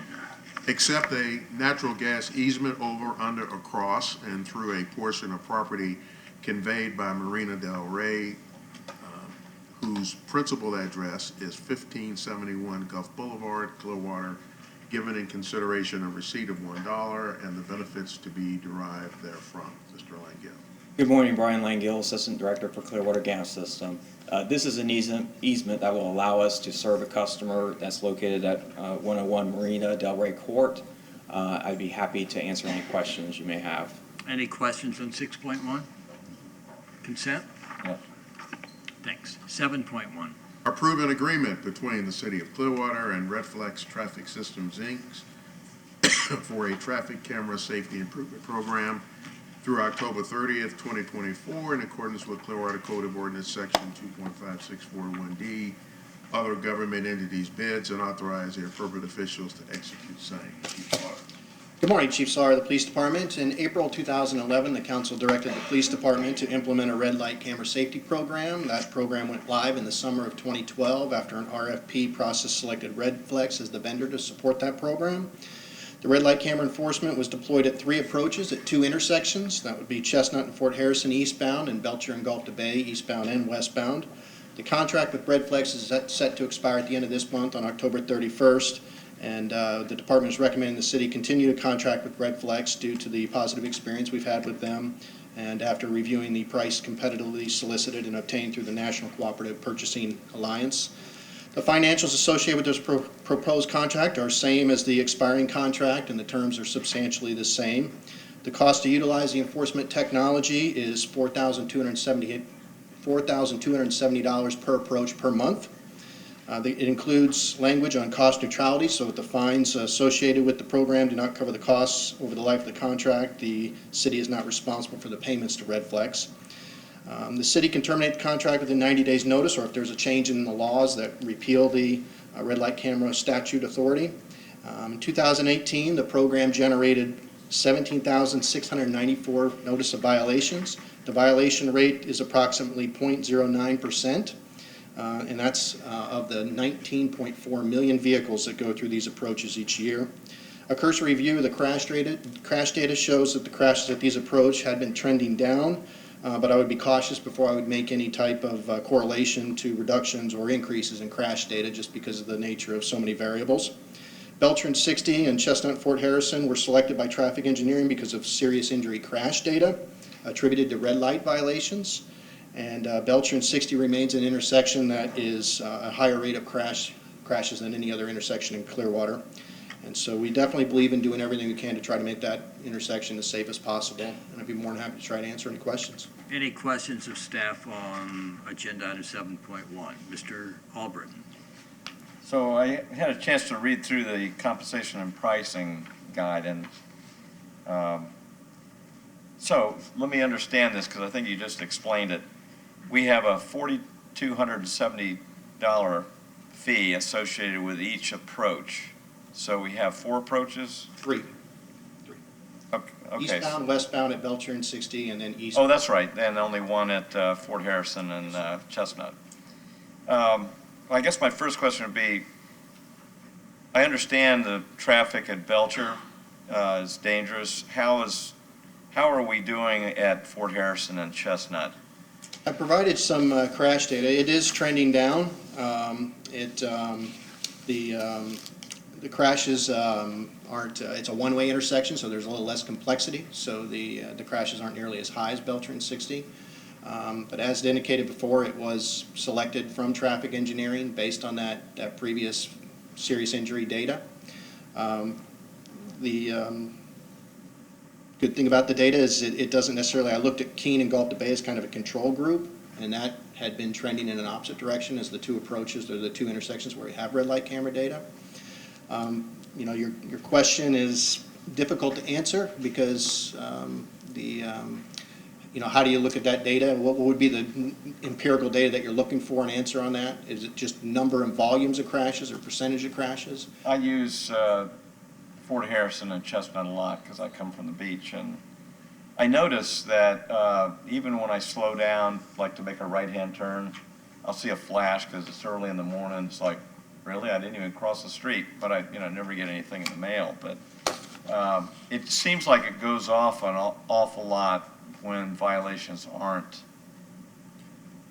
really happening. Yeah, I could research that with the vendor to try to figure out what the answer is. The technology calculates from the speed of the vehicle a lot of variables, and it kind of determines if a potential, to get the picture, you have to anticipate that there may be a violation. And so the technology, based on the speed of the vehicle, kind of uses an algorithm to determine whether or not it thinks the car is going to violate, in which it may not. So the flash could be going off because the technology thinks a violation could potentially be occurring. I'll try to slow down a little bit. Could be that. Sometimes it's like the council directed us not to enforce right turn on reds, and so it also may be anticipating that there's vehicles making that right turn on red that are rolling, and maybe the technology is still taking the picture but then weeding it out through the rules. Okay, so my other question is, my last question. Let me interrupt there, though, okay? Yes, so sir. that people don't think that you're getting off because you are a council member. Explain what happens when you get the picture, Chief. Yeah, so once the technology identifies a violation, Redflex sends them to our traffic enforcement employee. They review them. They determine whether or not a notice of violation is to go out. We don't screen them for council members or any person's affiliation. They all go out. I have officers that have paid the tickets too. It's happened. So that doesn't occur. The notice of violation goes out. You have 60 days to either handle the violation or to nominate somebody that was driving your vehicle. If you don't do that, then you'll receive a uniform traffic citation, which is a higher fine than what you would have if you would have satisfied the red light violation. So somebody reviews the photograph, a live Clearwater officer reviews the photograph before it's sent out. Yeah, a Clearwater Police Department employee reviews everyone at the time. They review the video and the pictures and verify the information on violation. I just want to be clear that I do stop, but I may wait, coming to a kind of an abrupt stop. So, but my question is this, and I think you answered it. So we have the $42.70 a month. And the traffic fees go against that, is that correct? I mean, if there's a lot of fees, then we really don't pay as much as that. If there aren't enough fees to cover that, then we don't pay anything, but it's done on a contractual period. But, so yeah, and the fees generally, it's not a problem covering that expense. Really? Yeah, we generate that's enough fees to cover that. Even though it's because of the volume. I mean, you're talking about 19.4 million vehicles. Our compliance rate is 99.9%. So 0.1% violators is still 17,400 violations, which is more than substantial to cover the expenses. Thank you for explaining that. It's kind of. I can also attest that council members don't get a pass on it. Oh. When I got mine, I was going 20 miles an hour through the intersection along with 2 or 3 other cars. I'm assuming they got hit too, but I paid my fine. My question is, Does traffic engineering still recommend these intersections as being critical in? They have not suggested any changes. Belcher and 60 continues to be obviously a focal point, but yeah, they have not suggested any changes.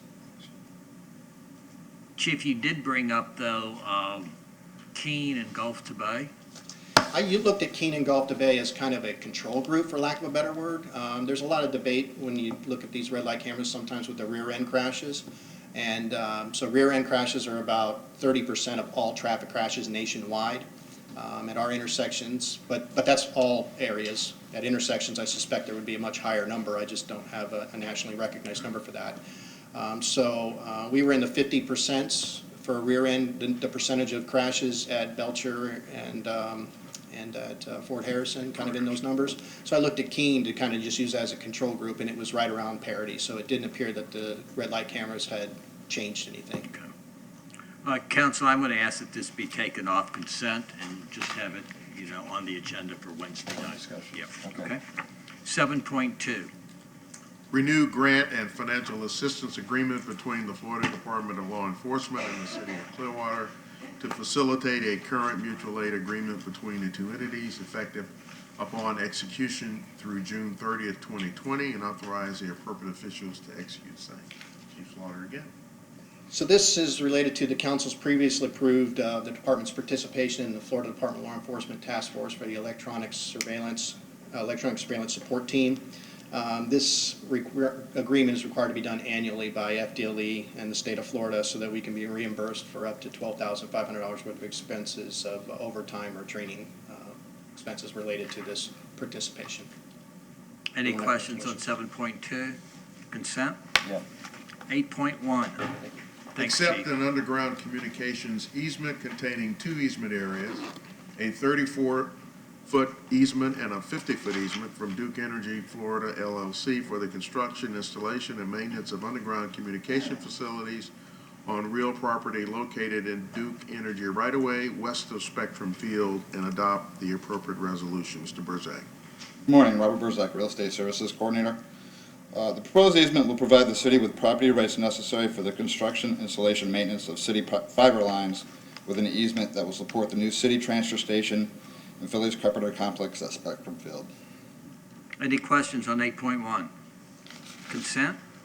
Yep. But it can't go on consent. That was a test. It's a Right, test. so it will be on the agenda for Wednesday night. 8.2. Approve the First Amendment to that certain contract for sale of real property by the City of Clearwater, Florida, between the City of Clearwater and Equity Lifestyle Properties, Inc., and authorize the appropriate officials to execute same. Mr. Burzak. The city and Equity Lifestyle Properties entered into a contract for sale of Cities, Hillsborough County, Keystone property on November 20th, 2018. The contract provided an opportunity for the parties to identify certain pre-existing conditions related to the city's prior use of the property. During the inspection period, no conditions were identified by mutual agreement. For purpose of clarification, the parties now wish to amend Section 20 of the agreement to reflect that the inspection period as identified, as defined in the contract has passed with no such conditions being identified. The remainder of the provisions as written shall remain intact. Questions? Any questions of staff on 8.2? So we still own, we haven't gotten rid of this property Not yet? yet. We're Not yet. moving towards closing. Okay. But this will bring it closer to fruition? We're on track to close December 7th. Okay. Consent? 9.1. Oh, excuse me. I'm sorry. We need to pull this one off of consent. Which one? The one, the 8.2? 8.2. We don't have the signed agreement yet, and until we get the signed agreement, I won't allow it on consent. Okay. So it needs to come off. So the 8.2 will be on our agenda for Wednesday night? Yes, sir. Thank you. 9.1. Thank you. Authorize the recording of a lien for a total cost of $27,444.24 on the property located at 401 North Gordon Avenue, Clearwater, Florida, which has a legal description of the west one half of Lot 11, Block 2, Hart's addition to Clearwater, according to the map or plat thereof as recorded in Plat Book 1, page 94 of the public records of Hillsborough County, Florida, of which Pinellas County was formerly a part and whose owner is JPAC LLC, and adopt the appropriate resolution. Mr. Root. Is this your first time, Dana? Yes, it is. It is. Be nice to Dana. Good morning. My name is Dane Root. I'm the Assistant Building Official for the City of Clearwater in the Planning and Development Department. This property at 401 North Garden was declared as an unsafe structure by the building official. The property owner did not bring the structure into compliance, so the building official ordered the demolition of the structure. And I can go through some photos if you'd like. Yes, no? Yep. Any questions of staff on 9.1? So the building has been demolished? Yes, it has. All right, and that's why we see all the grass. Okay. Mr. Albritton?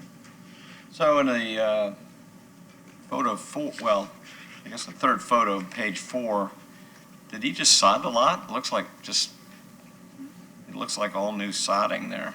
Yes, this is what the property looks like right now on Google Street View or if you walk by it.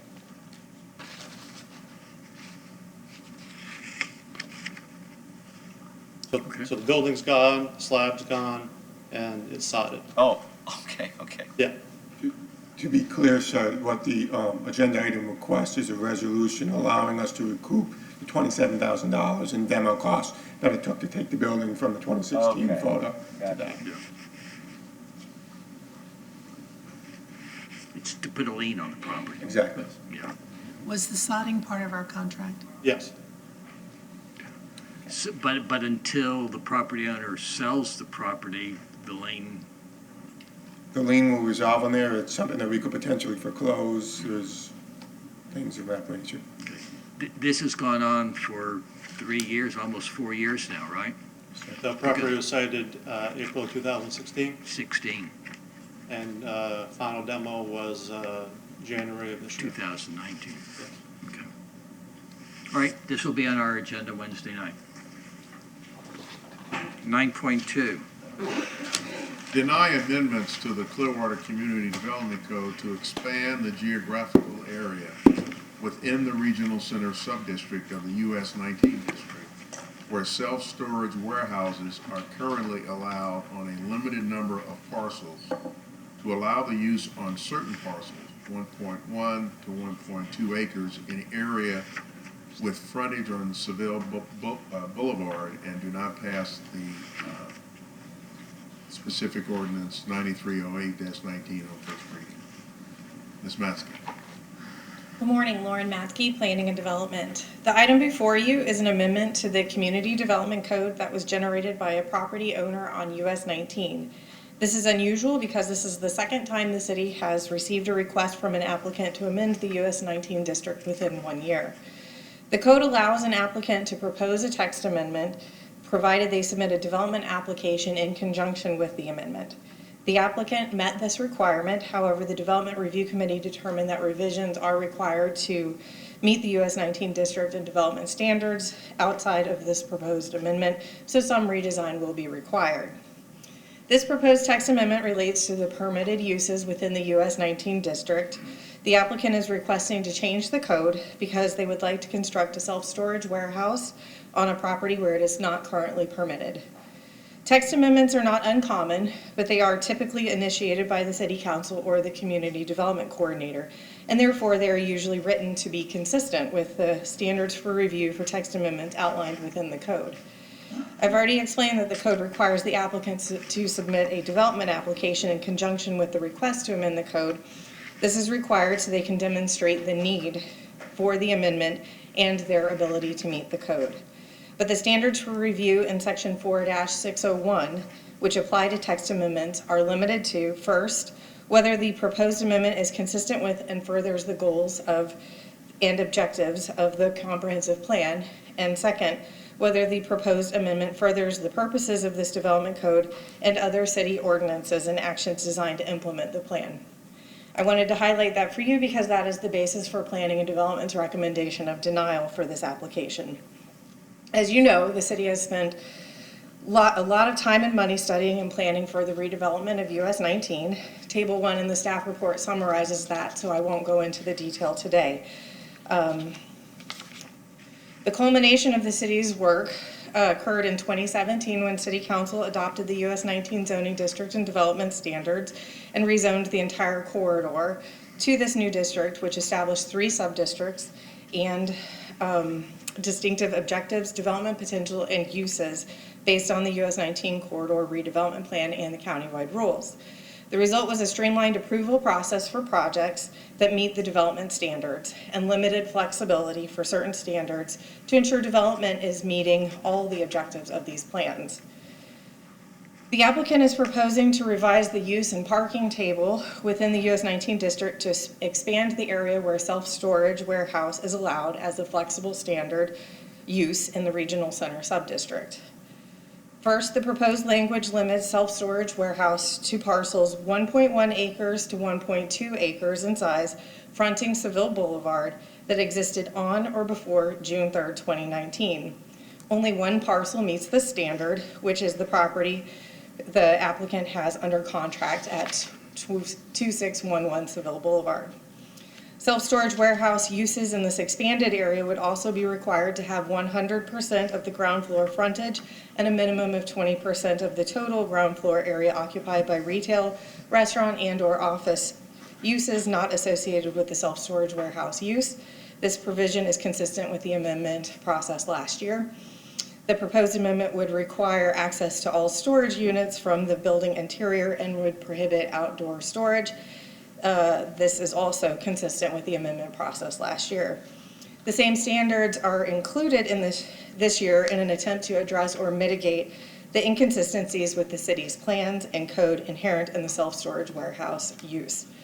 Staff recommends denial of this application because the self-storage warehouse use is inconsistent with and in direct conflict with the goals and objectives of many city plans. So expanding it would be inconsistent with those plans, including Clearwater Greenprint, the city's economic development strategic plan, the Clearwater Comprehensive Plan, and the Community Development Code. As I outlined at the start, this is the criteria against which staff is to review text amendments. The criteria for text amendments do not include whether the subject parcel is challenging to develop or if the proposed site plan will result in a nice-looking building. Staff acknowledges that the subject site is not without its challenges, but the criteria don't include that because text amendments are not usually used to address an individual property. Rather, text amendments typically make changes district-wide or to regulations that apply citywide. I'd like to take a few minutes to discuss the process the applicant is using to request council's approval for the use on an individual site. I don't know why I'm nervous for the first time in ages. The subject property is shown here on this map. This is the Clearwater Mall Regional Center that's depicted in the dark blue area. This is one of 2 regional centers in the US 19 district. Is it showing yet? It's not showing. You need to move the map up a little too. We'll get that there. So this is the Clearwater Mall Regional Center, and the subject property is outlined there at the southern portion. The corridor subdistrict, a second subdistrict in US 19, is the gold area which immediately abuts the subject property. Because the US 19 district is unique within the city, it includes its own division in the code for administration. Section B-802 addresses amending districts and frontage types, including amendments to the underlying future land use designation of a property. This is the process the applicant should have proposed or utilized for this subject property. Staff has concerns that property owners are utilizing the text amendment process to give development rights to individual properties that others do not have. At this time, self-storage warehouse is the only use in the code that is written in this manner because of the amendment approved last year. And the proposed amendment expands that to 1 additional property. The proposed amendment affects 1 property, that's 1.13 acres, out of the 660 properties located within the Regional Center subdistrict on a very specific street, Seville Boulevard. The amendment applies to 0.12% of the 914.55 acres of land in the Regional Center subdistrict. The subject property is only a tiny portion of the regional center, but that does not mean that this application is insignificant. Approval of this application would result in an unfair advantage for one property owner over all others, both in the regional center, where a use is only allowed on this site, as well as in the corridor subdistrict, where the use is already allowed, but at a lower intensity of development. Giving development rights to one parcel within a zoning district does not meet the general purpose of the Community Development Code, which is in part to guide the orderly growth and development of the city through the establishment of reasonable standards. Changing the code is a shorter process than amending the future land use map, but these actions erode the district as a whole. Through the planning process, appropriate uses for each subdistrict were defined and incorporated when the US 19 zoning district and development standards were adopted. The planning process and the code itself provide certainty for property owners, the development community, and residents regarding the city's vision and expectations for future development in these defined areas. Making changes to uses on a parcel-by-parcel basis undermines the code and creates uncertainty for these same groups. Had the applicant requested the map amendment, which was the appropriate legislative process by which to make this request, the self-storage warehouse would have been allowed on the property. It would have taken a few additional months, and it would have been at a lesser intensity than what is permitted in the regional center. The Planning and Development Department is recommending denial of the application before you today based on the criteria for text amendments in the code.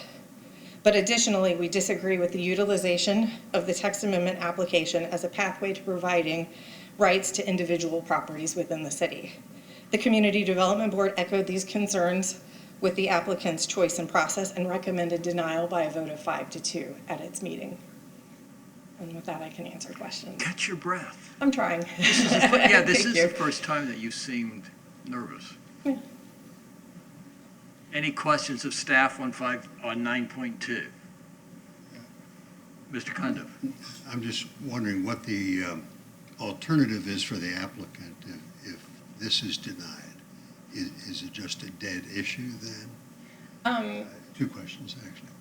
The code limits what can be applied for in, I'm going to look at Gina for this one because I don't remember the timeframes, but I think they could provide an alternate application for the land use plan amendment because that is a different application for this property. As you see where the subject property is, it does abut the corridor subdistrict both to the east and to the south. It's likely that they could make that it would meet all the criteria within the Community Development Code for future land use map amendment. The underlying land use map amendment would need to be amended to the corridor land use, which would go through that process. A rezoning is not required because the entire US 19 corridor is the US 19 district. But staff would process a text amendment actually to change it on the maps which are located within the code. I would like to say we advised the applicant that that was the appropriate process to pursue when they came in to meet with us. And then I believe they decided that this was a shorter route and it also gave them additional development rights. And that's the reason why they went this route instead of the more appropriate plan amendment route. If I can ask a second question. I'm all in favor of community standards and what you have developed. And my concern is with small properties like this, and you have already said that this is quite a difficult property to, what I don't think any of us want is for properties to stay undeveloped year after year after year. And does the system that we have now work for those type of properties? That someone can come with a plan and get it passed without I think undue I could. I think the goal in this instance is you see that it abuts a parcel that abuts the frontage of US 19. I think the long-term goal is to see some consolidation of properties and those smaller properties that may be a little more difficult to develop. And that is why this parcel was included in the center, because it had redevelopment options with parcels adjacent to it with frontage on US 19. So I think that that's common in any sort of redevelopment scenario where a small parcel on its own, you've seen it on Clearwater Beach for years, where people have consolidated property to make them large enough to redevelop with, new hotels and condominiums. And I think maybe the market is just not quite as strong yet on US 19. And, people obviously are in a hurry to want to see some benefits, but sometimes these redevelopment goals take a little bit of time. Mr. Albritton.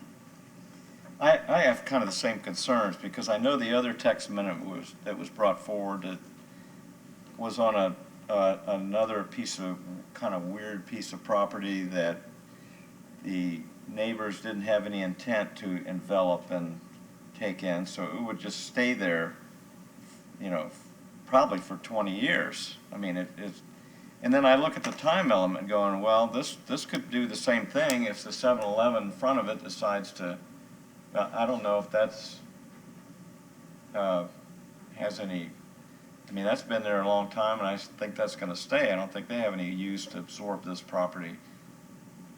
The concern I have is, okay, you want to do an office there or something, but you got a 30-foot easement that goes right through the middle of it. It kind of restricts what you can do on it. So, to me, it's it's something that could be useful, that would go in, that the community could use.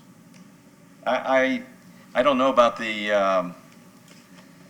You say that the process was wrong. They should have gone in for a map amendment instead of a text amendment. The text amendment affects what? One other piece of property? The text amendment is written to solely affect That one this piece. one property. Okay, so it doesn't affect any other. It's just, it seems like, I understand your concern, because we have two text amendments on storage properties within a year, I think we've had maybe a total of 2 or 3 other text amendments put forward by the private sector applicants in the 20 years that I've been here. So it is definitely not a common practice. And when it's been utilized, I think Lauren did some research, it applied to the districts as a whole in which those were located. I think, when you think about the small size of this property, they're proposing 900 storage units on this small piece of property that has a major easement that runs through it. It's not it's not a small, insignificant development. Well, but the parking requirements for storage limit the size of the parking lot, which if this was some other building, it would have to be, a lot more parking. I think that's the advantage of that smaller area, but I don't know, I'm not the one developing it, but I just wish there was a flexible process in this that, maybe we didn't have to go through text amendments to do this, but maybe it's just not what you want to see there, so. I think we're all struggling, on this one, but it's one, I think I was one of the 2 that voted against the last one. I'm still very uncomfortable with the Community Development Board said no, right? Their recommendation. They recommended no. And I think I heard you say that there was another way that the developer to get to the end product. He just didn't want to go that way because it was going to take 2 or 3 months longer? It would take a couple of months longer. Additionally, the development potential would be less. The corridor sub-district is limited to a 1.5 floor area ratio, whereas the regional center is a 2.5 floor area ratio. So that would mean there would be fewer storage units? It would be a smaller building. if they had come forward following that process, would it have gone to the Community Development Board? Yes, sir. Would staff have recommended approval or denial, or you're not willing to, you're not sure yet? Well, I think it's fair to say we didn't have the application in front of us, so we didn't go through the analysis. I think that if you look at the map, there's some, I'm sure there's some cases to be made to support such a plan amendment, but without going through the Right. analysis. Yeah, no, it was sort of a kind of an unfair question.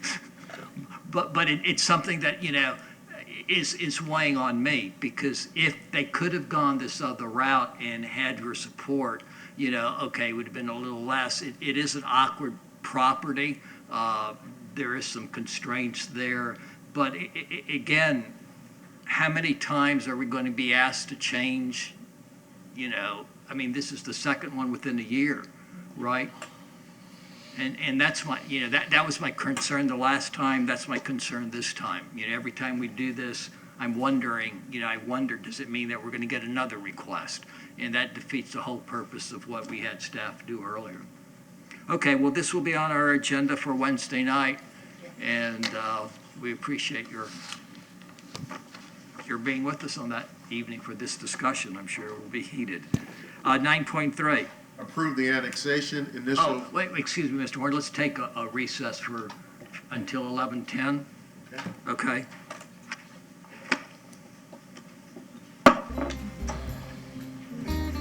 I didn't realize.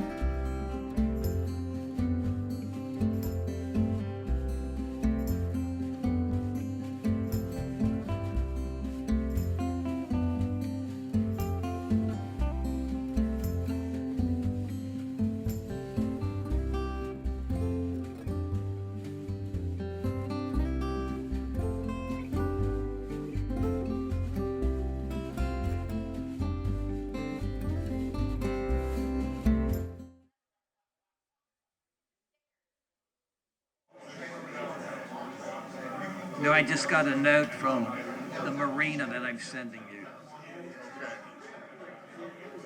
I'm good.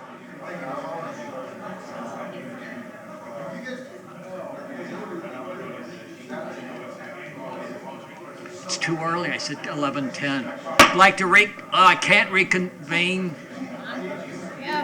Hold on a second. Our clocks aren't synchronized with the TV.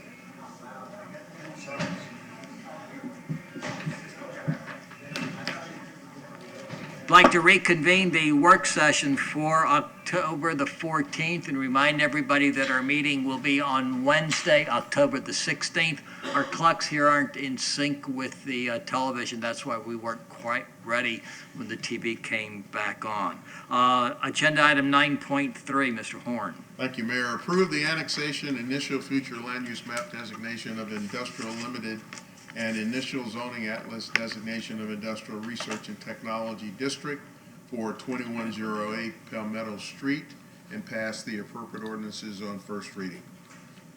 Thank you, Kyle Brotherton, Planning and Development.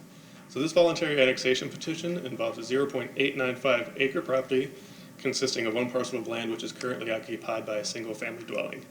The applicant is requesting annexation in order to receive solid waste service from the city, and they would like to utilize this property in conjunction with the parcel to the east, which is also owned by the applicant. In this case, sanitary sewer is not readily available to the property, so they will not be connecting. Any questions of staff on agenda item 9.3? Be on our agenda for Wednesday night. 9.4.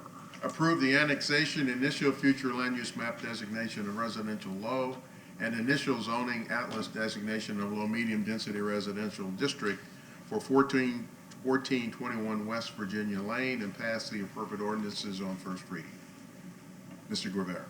Morning, Diego Guevara from Planning and Development. This voluntary annexation petition involves one parcel of land totaling 0.19 acre occupied by a single family dwelling. The applicant is requesting the annexation in order to receive solid waste service from the city. The property is contiguous to existing city limits to the west, and they propose that the property be assigned a future land use map designation of residential low and zoning atlas designations of low medium density residential. Any questions on 9.4? It will be on our agenda for Wednesday night, October the 16th. Agenda item 9.5. Approve the annexation, initial future land use map designation of residential low and initial zoning atlas designation of low medium density residential district for 1861 East Drive and pass the appropriate ordinances on first reading. Mr. Brotherton. Thank you, Kyle Brotherton, Planning and Development. This voluntary annexation petition involves 0.216 acres of property consisting of one parcel of land which is occupied by a single family dwelling. The applicant is requesting annexation in order to receive solid waste and sanitary sewer service from the city. The closest sanitary sewer line is located within the adjacent East Drive right-of-way, and the applicant has paid the required impact and assessment fees and is aware of additional costs to extend service to the property. And solid waste will be provided upon annexation.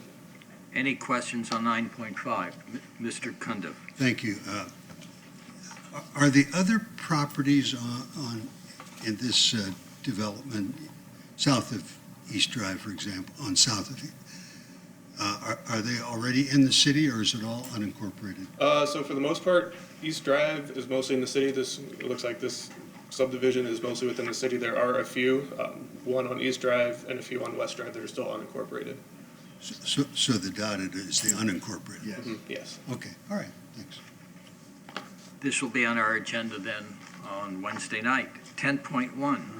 Authorize the piggyback of City of St. Petersburg contract for security cameras, installation, maintenance, and repairs to GSA Security, Inc. of Tampa, Florida, in the amount of $400,000 for the 3-year term expiring on June 24th, 2022, pursuant to Clearwater Code of Ordinance Section Exceptions to Bid Other Government Entities Bids, and authorize the appropriate officials to execute same. Mr. Mayor. Mayor, Council, this is a continuation of our support of our milestone system that manages our cameras and other security features across the city's network. Any questions? Any questions of staff on 10.1? Consent? Yep. 10.2. Authorize piggyback of Florida State Contract DMS 1011-008C for basic cellular smartphones and mobile data services with Verizon Wireless in an amount not to exceed $690,000 for the period October 1, 2019 through September 30th, 2020 pursuant to Clearwater Code of Ordinance Section 2.5641D, other government entities bids, and authorize the appropriate officials to execute same. Mr. Mayor again. Yeah, this is for all our cellular service, both data and smartphone. They've increased over the last several years. Are there any questions? Any questions of staff on 10.2? Mr. Albritton? Is that hardware included, or is that just the service? Yeah, we get a substantial discount on the hardware. Most of our phones are $1. Okay. What kind of service is this going to be, Mr. Mayor? In terms of cellular, 4G, 5G? whatever they offer, it's across the network when they do it. They have spots of 5G coming up across the Bay Area. It is one of the early in metropolitan areas because of its topography and broad usership. So we're starting to see it in spots. Okay. Consent? Yep. 10.3. Authorize piggyback of Florida State Contract DMS 08/09071 for Suncom long-distance service, state AIN Centranet lines, and toll-free lines in an amount not to exceed $134,200 for the period October 1, 2019 through September 30, 2020 pursuant to Clearwater Code of Ordinances Section 2.5641D, other government entities bids, and authorize the appropriate officials to execute same. Mr. Mayor. These lines are used primarily for alarm systems, fax machines, and single-use facilities where we don't have large numbers of staff. Any questions of staff on 10.3? Consent? Yes. Thank you. 11.1. Approved docking agreement between the City of Clearwater and the San Pearl Resort LLC for the shared docking facility located adjacent to the Beach Recreation Center, and authorize the appropriate officials to execute same. Mr. Chesney. Ed Chesney, Marine and Aviation. This agreement is an amendment, not an amendment, a modification to a 2007 agreement with the resort.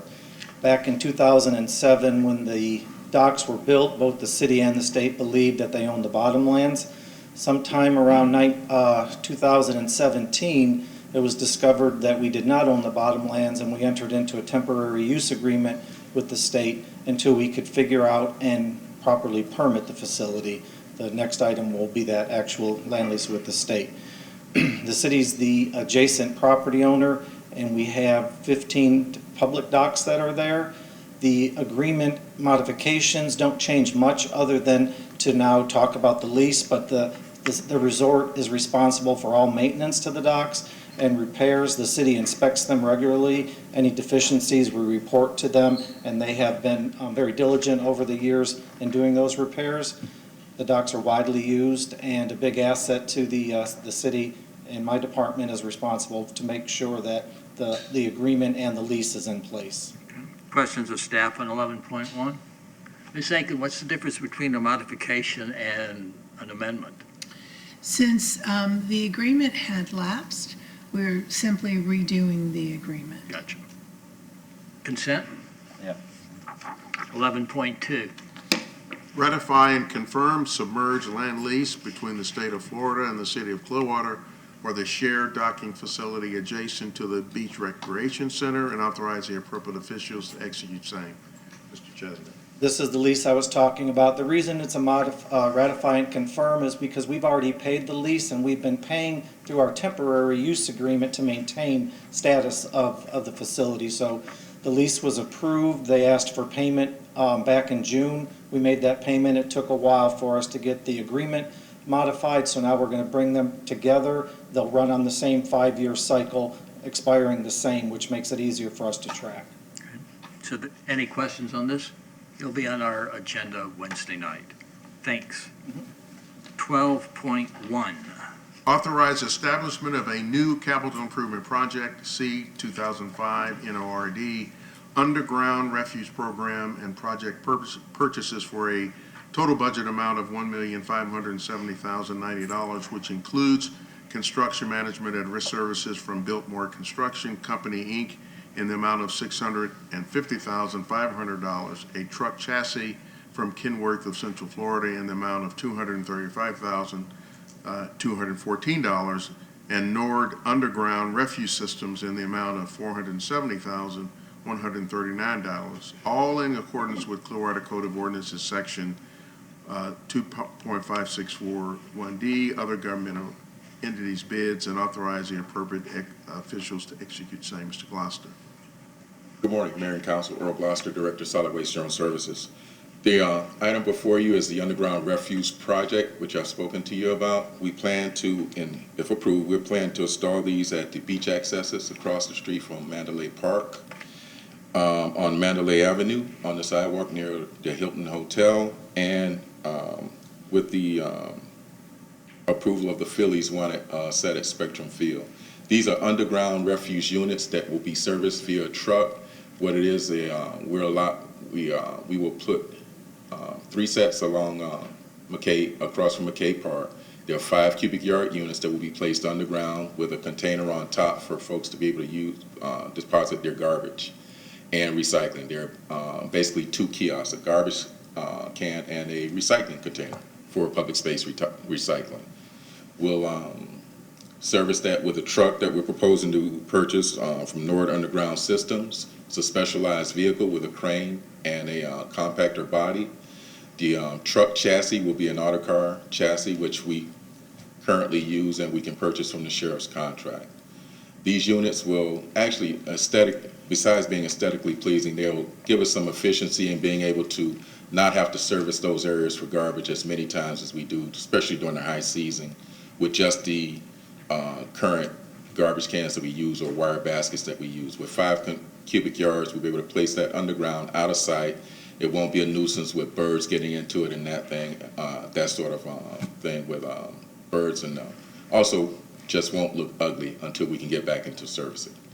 So with that, we're asking you for the 3 things here to be able to use Biltmore Construction Manager at Risk, to construct a project for us, to be able to purchase the autocar truck, and also the equipment, the truck body, crane, and the containers through Nord Refuse Systems. With that, I'll answer your questions. Any Mr. Albritton?